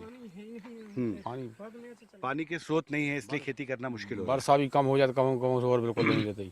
खेती होते नहीं जो कोई नहीं है काम पिछले का खेती नहीं बेबर नहीं डर रहे सब डर रहे कोई नहर होते है नहीं कोई तो ट्यूबवेल है नहीं बस ये पत्थर है सब पूरे में बदलाव तो जब जो है तो सो आज ज़्यादा ही और होगा माने परेशानी ही बढ़ गई जी। तो जगमान यहाँ पर इस बार चुनाव होने वाले हैं आपके इलाके में, एक बार फिर आपके जैसे जो किसान हैं उनकी क्या उम्मीदें हैं यहाँ पर इस बार? यानी कि जो किसान की जमीन कहीं तो करने कर गई बीड़ा में, हाँ बीड़ा में कर गई भस्ती जमीन, अब जो कछु बची हैं सो ये ऐसे भुग देंगे। अच्छा, तो यहाँ पर एक नया टाउनशिप बनने वाला है। हाँ। बीड़ा बीड़ा ये आसपास की जमीन सब चली गई, ये जमीन बच गई, ये बच गई है। जहाँ में मकान। पर इस गांव की कितनी जमीन ली गई है? इस गांव की 1250 एकड़ निकल गई, 1250 एकड़ जमीन ली गई है इस गांव की। हाँ 1200 एक नया इंडस्ट्रियल टाउनशिप बनना है यहाँ पर। हाँ यूपी सरकार ने इस पूरे इलाके में झांसी जिले में नोएडा के तर्ज पर एक नया इंडस्ट्रियल टाउनशिप बीडा बनाने का फैसला किया है और इसके तहत जिन 33 गांव की करीब 14,000 हेक्टेयर ज़मीन ली गई है उसमें से एक गांव अमरपुर भी है। जो मुआवजा मिला है आप लोगों को उसके लिए अगर कोई मामला नहीं मिला अभी नहीं मिला है, लेकिन मिलना है थोड़ा थोड़ा मामला जा रहा है उससे जमीन भी नहीं कितना नहीं कर पा हाल ना पैसा मिल रहा ना कछु रस्टी हो गई लेकिन और गाँव की अब वो चल रहा है, अभी अधिग्रहण की प्रक्रिया चल रही है। हाँ जगह में तो नहीं हुई लेकिन हो रही माना कागज जी। तो ये एक कोशिश है विनोद इस इलाके को फिर से विकसित करने की, एक नया औद्योगिक शहर बनाकर। जी औद्योगिक जब होगा इलाका जब औद्योगिक होगा तो वास्तव में बुंदेलखंड में कहीं ना कहीं लोगों के लिए रोजगार पैदा होगा, लोगों के लिए कि जीवन शैली में सुधार भी आएगा। लेकिन इन किसानों का ये कहना है कि हमें जो मुआवजा है वो हमारे अनुसार नहीं मिल रहा है, उस सर्किल रेट के अनुसार नहीं मिल रहा है। और सरकार ने भी जैसा कि मतलब सूत्रों की अगर माने तो सरकार का कहना ये था कि हमने उसका इसलिए सर्किल रेट नहीं बढ़ाया था क्योंकि हमको ये ज़मीन एडॉप्ट करनी थी। ये बड़ा कारण जो किसानों के लिए वो ये है कि हमारी ज़मीन हमारे मन मुताबिक रेट नहीं मिल रहे हैं, जिस वजह से उनमें असंतोष है। लेकिन एक बदलाव ज़रूर होता दिख रहा है इस इलाके में। झांसी से करीब 30 किलोमीटर दूर अमरपुर गांव से मेरे सहयोगी विनोद गौतम और पवन कुमार के साथ हिमांशु शेखर, एनडीटीवी इंडिया।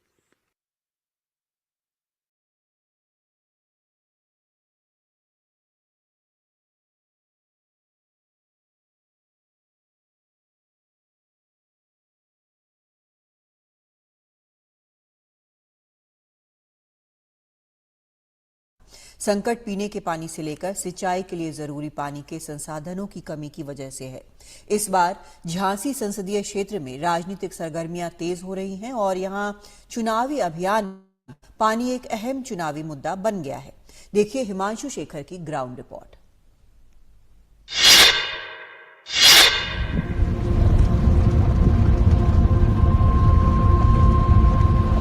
फरवरी 2017 में एनडीटीवी की टीम जब झांसी के अमरपुर गांव पहुंची थी तो पानी के संकट से जूझ रहे किसान गुलाब बैंक से लोन लेकर कुआं खोद रहे थे। ये काम वो 2014 से लगातार कर रहे थे, लेकिन 3 साल की खुदाई के बाद भी पानी नहीं निकला था।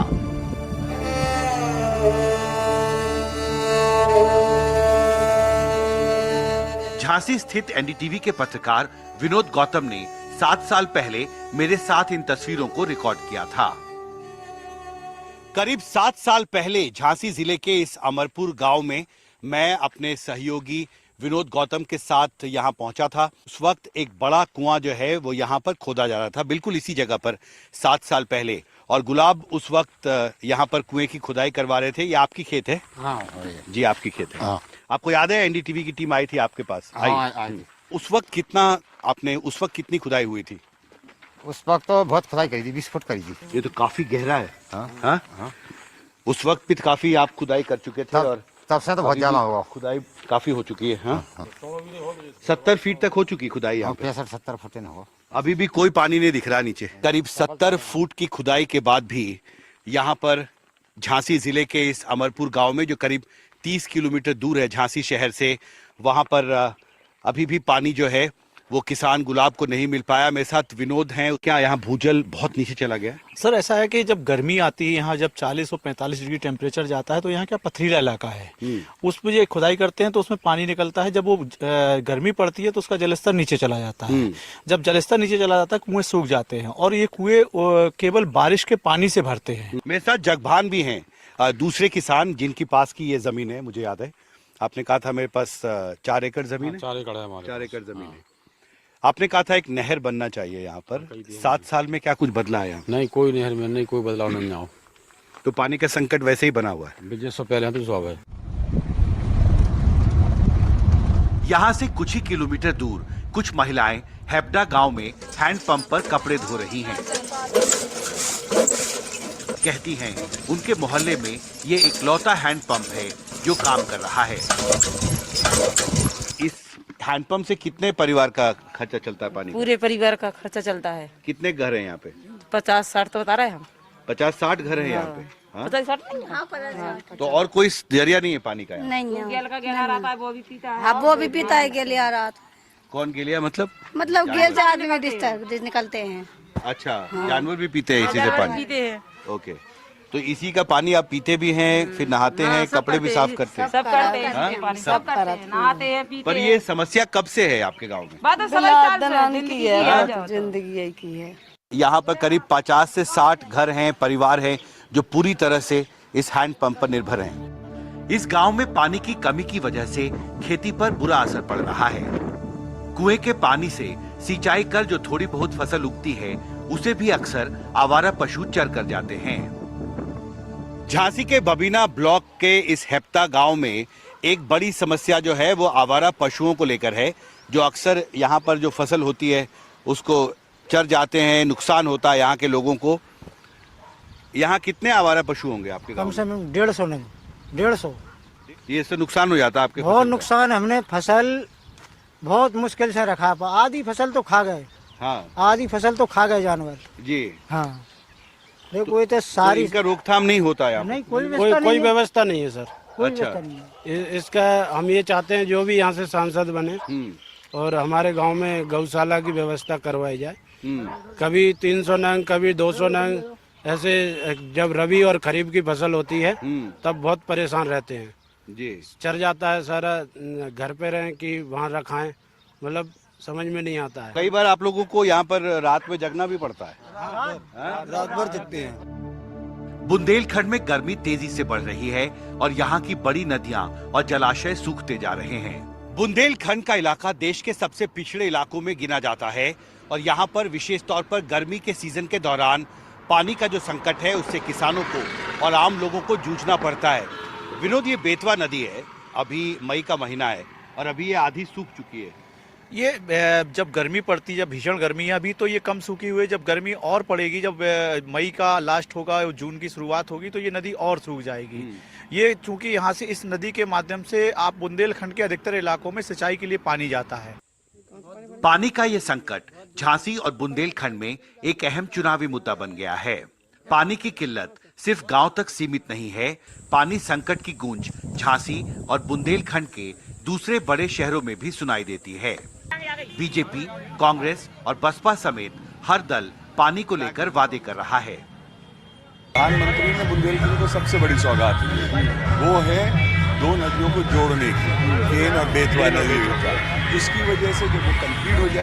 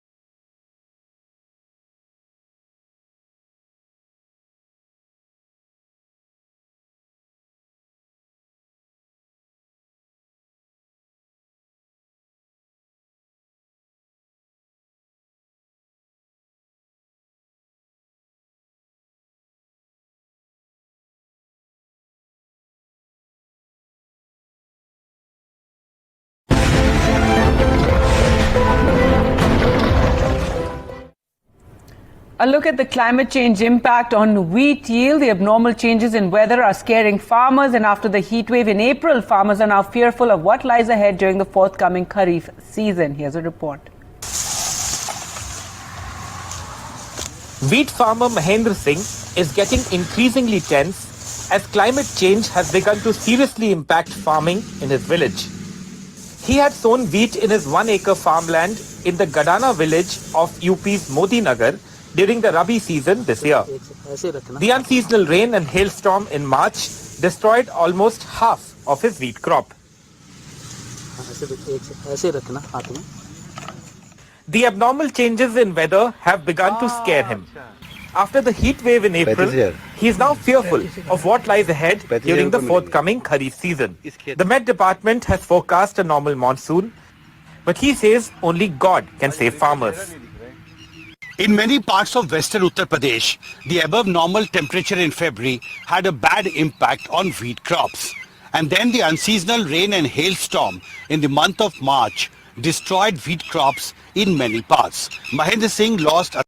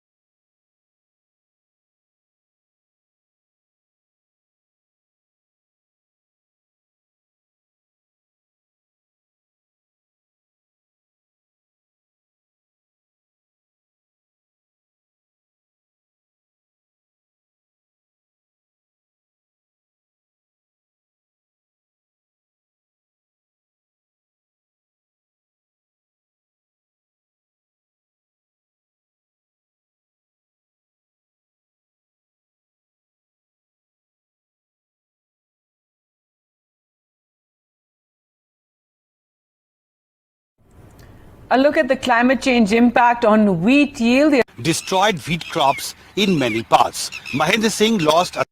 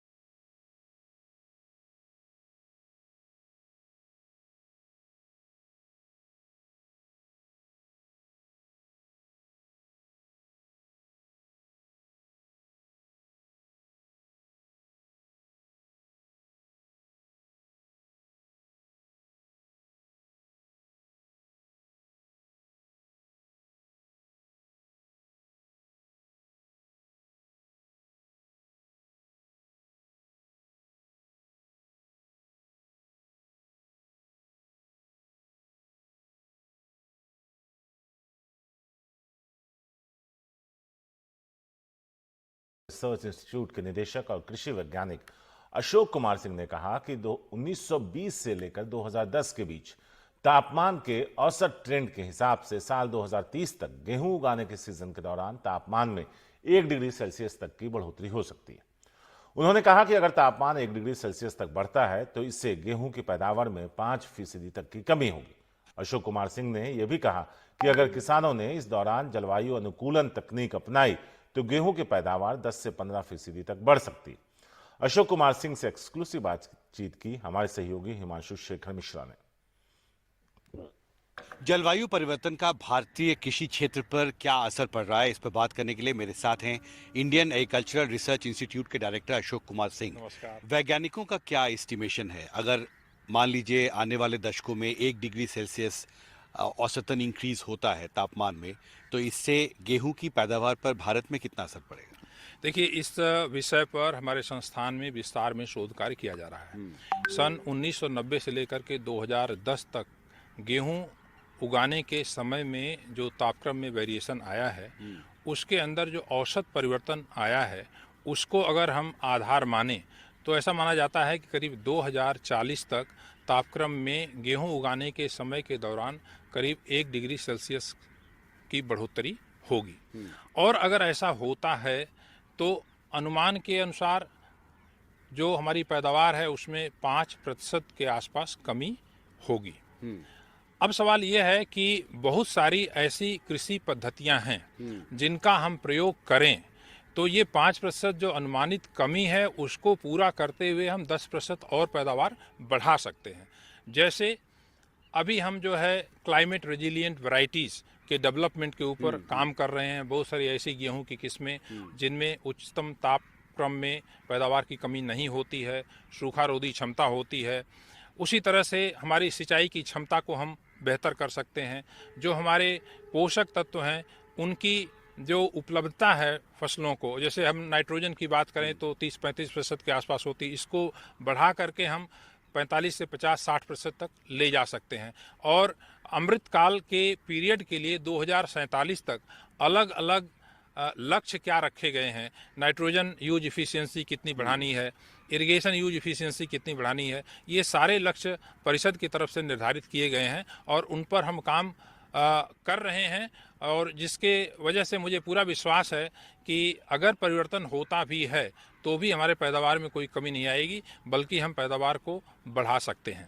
एक आखिरी सवाल, पिछले एक दशक में क्या ट्रेंड रहा है जहाँ तक गेहूं के पैदावार का सवाल है? हमने देखा वेरिएशंस हैं। पिछले साल 107 मिलियन टन के आसपास पैदावार हुई। इस साल आपने कहा सेकंड एस्टीमेट में 112 मिलियन टन का अनुमान है। पिछले 10 साल का क्या ट्रेंड रहा है गेहूं का? देखिए, लगातार देखिए तो हम जो है गेहूं के उत्पादन में निरंतर वृद्धि होती रही है। पिछले वर्ष जरूर कमी आई थी, क्योंकि मार्च के महीने में 25, 26, 27, 28 मार्च ये तारीख थी जो बड़ा क्रूशियल तारीख थी। उसमें तापक्रम काफ़ी तेज हुआ था, बढ़ा था, और उसके वजह से दाने सिकुड़ गए थे, दाने अच्छी तरह से भरे नहीं थे। तो उसमें पैदावार घट करके हमारी राष्ट्रीय स्तर पर 105-106 मिलियन टन के आसपास हो गई थी। लेकिन इस बार फसल गिरने के बावजूद भी चूंकि तापक्रम अनुकूल रहा तो पैदावार में कोई कमी नहीं आई है और अनुमानित पैदावार करीब 112 मिलियन टन के आसपास है। और बाकी पीछे वर्षों की जो बात कर रहे थे, हमेशा पैदावार में वृद्धि हुई है और इसमें योगदान है नई नई किस्में जो आ रही हैं, नई टेक्नोलॉजी आ रही है, उसका बहुत बड़ा योगदान है। हमसे बात करने के लिए बहुत शुक्रिया। दिल्ली से सचिन गुप्ता के साथ हिमांशु शेखर, NDTV इंडिया।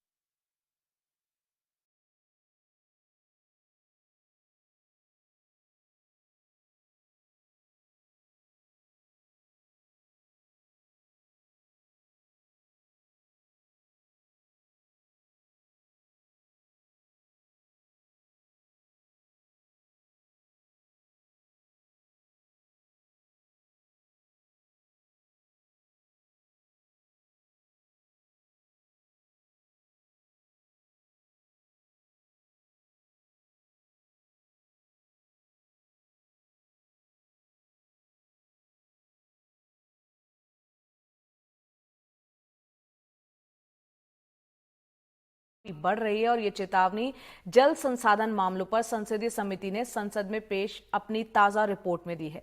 इसमें 7 फरवरी 2021 की चमोली आपदा का हवाला देते हुए संसदीय समिति ने NDRF के लिए एक एयर फ्लीट तैयार करने की सिफारिश की है, जिससे कि राहत बचाव के लिए NDRF के जवानों को आपदा स्थल पर जल्दी से जल्दी पहुंचाया जा सके। चलो 7 फरवरी 2021 को चमोली में ग्लेशियर टूटने से जो अचानक बाढ़ आई थी, उसमें बचाव के लिए NDRF की टीम को पहुंचने में काफी वक्त लगा। यही नहीं, चमोली जैसी आपदा से निपटने के लिए NDRF के पास मलबा हटाने वाले आधुनिक उपकरण तक नहीं हैं।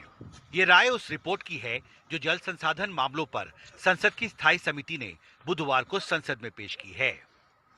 फरवरी 2021 के चमोली डिजास्टर का हवाला देते हुए संसदीय समिति ने संसद में पेश अपनी रिपोर्ट में कहा है कि NDRF के पास अपना एक अलग एयर फ्लीट होना चाहिए, जिससे कि देश के किसी भी हिस्से में अगर डिजास्टर होता है तो राहत और बचाव के काम को जल्दी शुरू करने के लिए NDRF के जवानों को वहां जल्दी से जल्दी पहुंचाया जा सके। फिलहाल NDRF को डिजास्टर साइट पर पहुंचने के लिए इंडियन एयरफोर्स की तरफ से मुहैया कराए जाने वाले एयरक्राफ्ट या फिर राज्य सरकारों की तरफ से मुहैया कराए जाने वाले चॉपर्स पर निर्भर रहना पड़ता है। NDRF में हमेशा एक डेडिकेटेड एयरविंग की आवश्यकता महसूस की गई थी। मुझे याद है 2014 में जब श्रीनगर का फ्लड आया था, उस समय ये बातें बहुत ताज़ा थी कि 2013 के केदारनाथ ट्रेजेडी में NDRF की टुकड़ी समय से इसलिए नहीं पहुंच पाई क्योंकि उनके पास कोई एयरक्राफ्ट नहीं था, कोई वहां जाने का साधन नहीं था। 2014 में, 2015 में, 2016 में हम लोगों ने महसूस किया और यही कारण था कि एज DG NDRF मैंने ये अनुरोध किया था भारत सरकार से कि एनडीआरएफ को एक डेडिकेटेड एयर विंग होने की आवश्यकता है, क्योंकि अगर एयर विंग होता, उसके पास एक डेडिकेटेड एयर पैसेज होता, तो संभवतः एनडीआरएफ की टुकड़ियां समय से तत्काल प्रभाव से उस स्थान पर पहुंच पाती जहां ये डिजास्टर हुआ। मुझे खुशी है कि इस प्रकार की अब बात चल रही है कि एनडीआरएफ को एक डेडिकेटेड एयर विंग दिया जाए, ताकि उसकी टुकड़ियां प्रोएक्टिवली होकर और प्री पोजिशन्ड होकर या डिजास्टर होने पर तत्काल वहां पहुंच सके। संसदीय समिति ने आगाह किया है कि हिमालयी क्षेत्र में जलवायु परिवर्तन के असर से हाल के वर्षों में हिम नदियों के पिघलने की रफ्तार बढ़ी है। रिपोर्ट में कहा गया है कि हिमालय काराकोरम क्षेत्र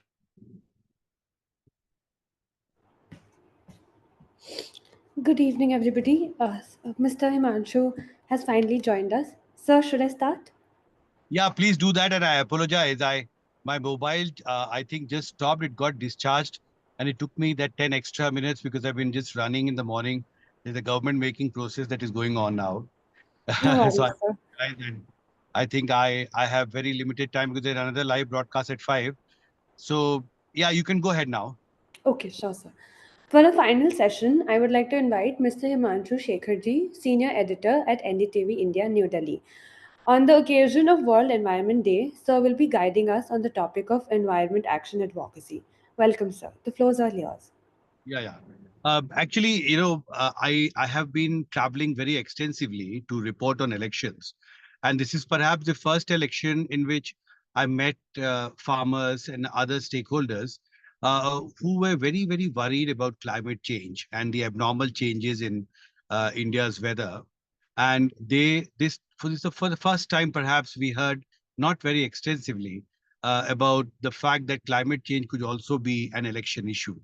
I say this on the basis of my ground reports from Bundelkhand, where I extensively traveled in villages and I did series of ground reports showing how the water crisis in Bundelkhand region of Uttar Pradesh actually has got aggravated because of abnormal changes in rainfall patterns and the water scarcity crisis, which has further deepened.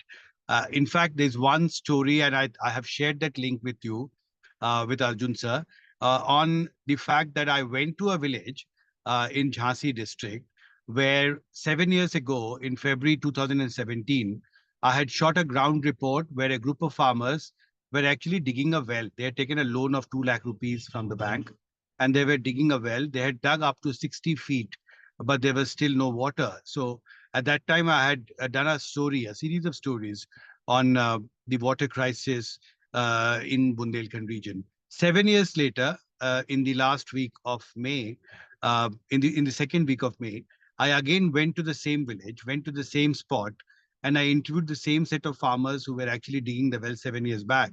And I saw that the well was completely deserted. There were bushes that had grown around.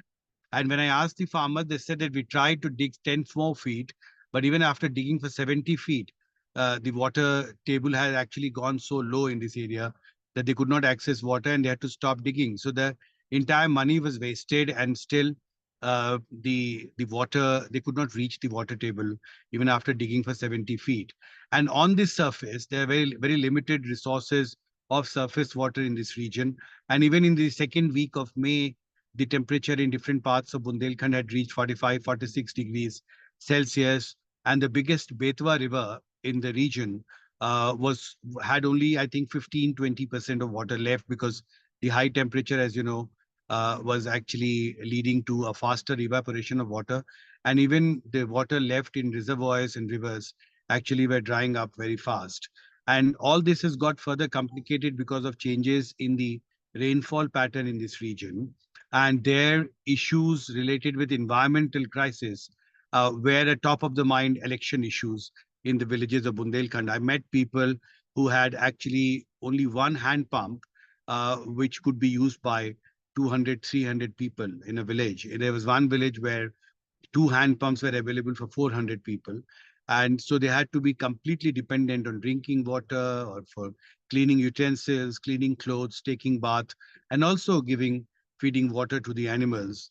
And they were entirely dependent on these 2 hand pumps. And that's the story I saw in different parts of Bundelkhand, where the water table has gone down, the surface water resources are very limited, and the temperature is going up, and the rainfall patterns actually are becoming more and more abnormal, in the sense that they are becoming very difficult to predict at what time the rainfall actually will happen.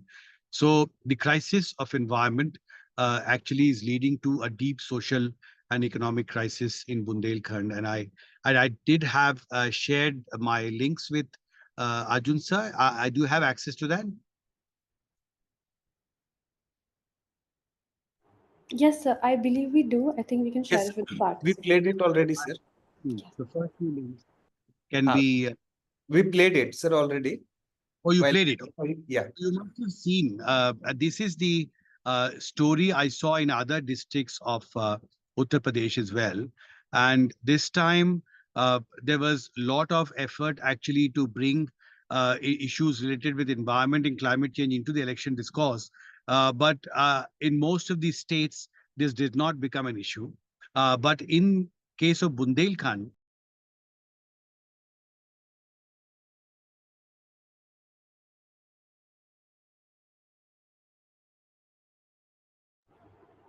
So you're muted. Yesterday, the Prime Minister had a high-level meeting on World Environment Day. Today, he himself went to plant a sample, and we have seen Prime Minister actually work very seriously to address the challenges on environment front, on actually combating the disasters. And we also, within 24 hours at the end of the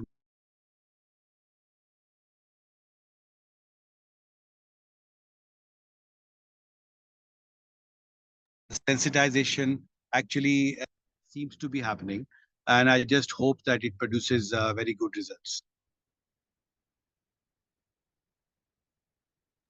So, Thank you so much. yeah. Thank And you I'm so much. sorry, I apologize again for this disruption, because as you know, there's a government formation process which is going on, and I just don't know. I was just little unlucky today for 15 minutes that my phone took 15 minutes to actually start again. I'm very sorry for that. No worries, sir. Thank you so much for your brief and comprehensive discussion. I would like to invite Bhargavi ma'am to give her remarks and any comments that she might have. Can you give me a minute? I will I'm not in a hurry. come back. Sure, ma'am. I'm in a webinar. So sorry. Oh, Kumar. Kumar is not here. When he comes, just tell him. Just want to identify the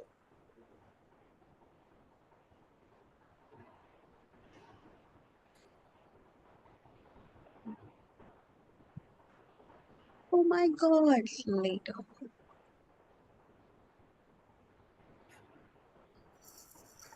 I'm extremely sorry for that interruption, but thank you so much, Mr. Himanshu Shekharji. I think that was a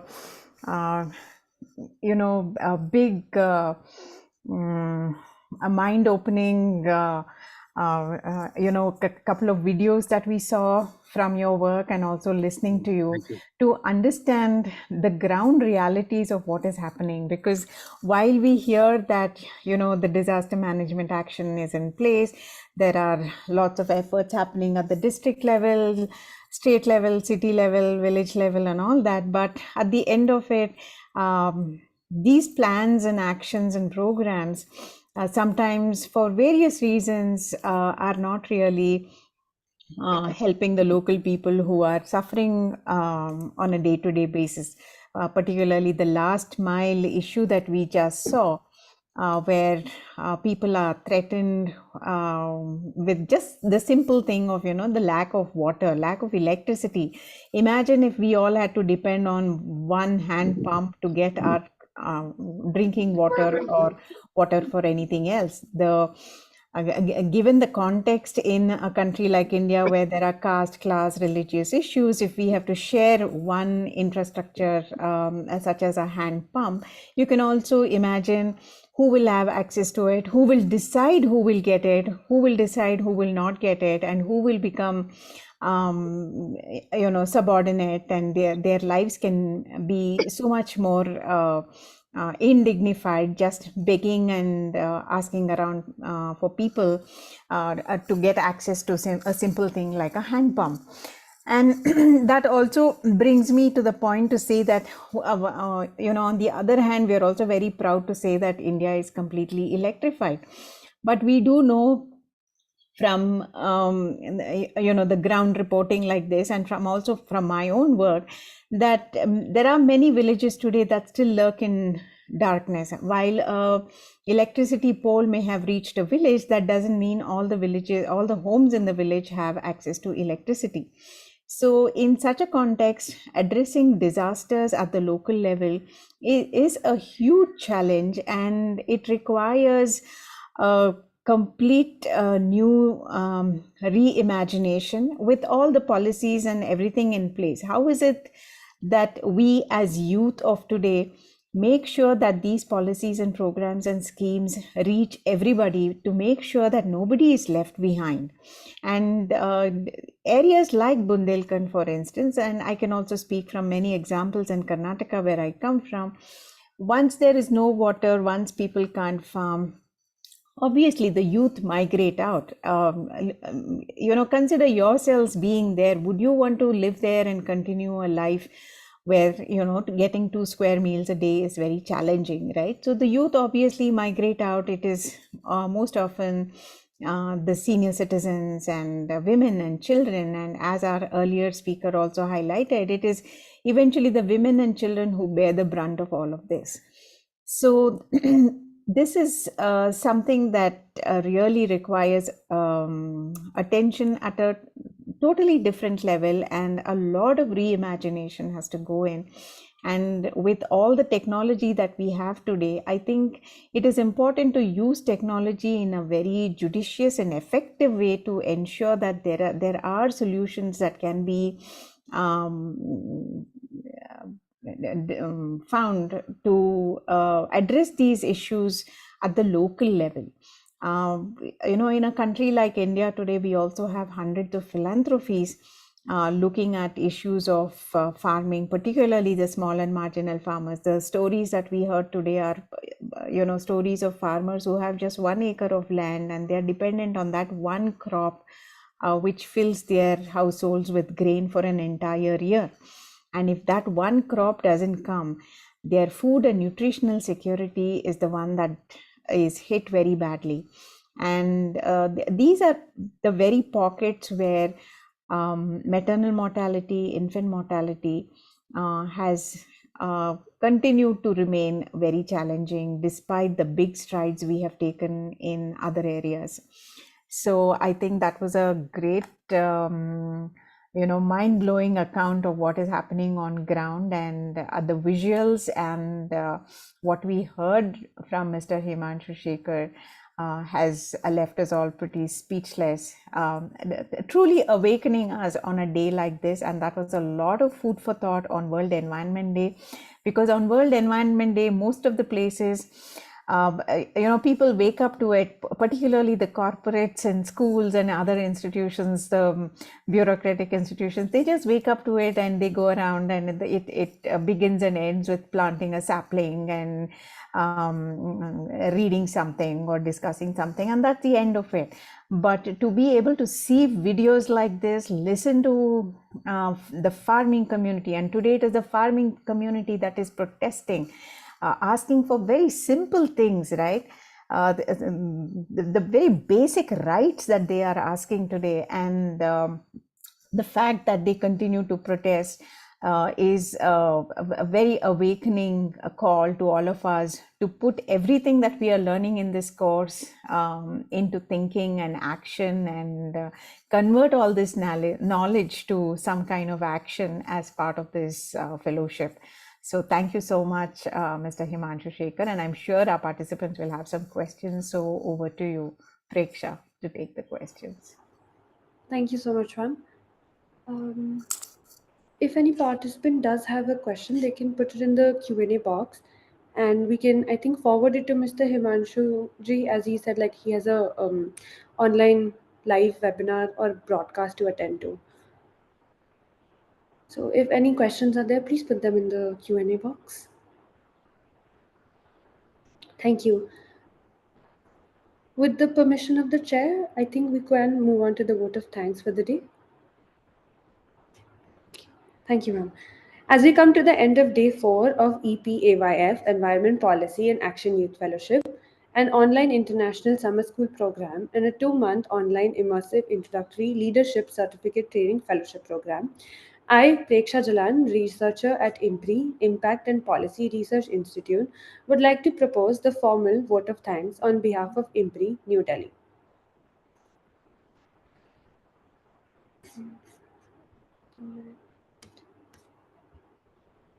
Sorry. We are grateful to our experts for the day 4 session, Ms. Tripta Mehra ji, Professor Anil K. Gupta ji, and Mr. Himanshu Shekhar ji, for taking out their valuable time and allowing us to learn from this online certificate program. We thank our chair, Ms. Bhargavi S. Rao ji, for convening all the sessions. We thank all of our participants who have raised pertinent questions and have actively participated in today's deliberations. We also look forward to welcoming you next Saturday on June 8th for our day 5 of this certification course. We are grateful if you are watching us later on YouTube, listening to us through our various podcasts, or are reading our publications. We hope you continue to join in future to our IMPRI Web Policy Talk and Web Policy Learning. Wishing you a good day. Thank you. Thank you. Thank you so much.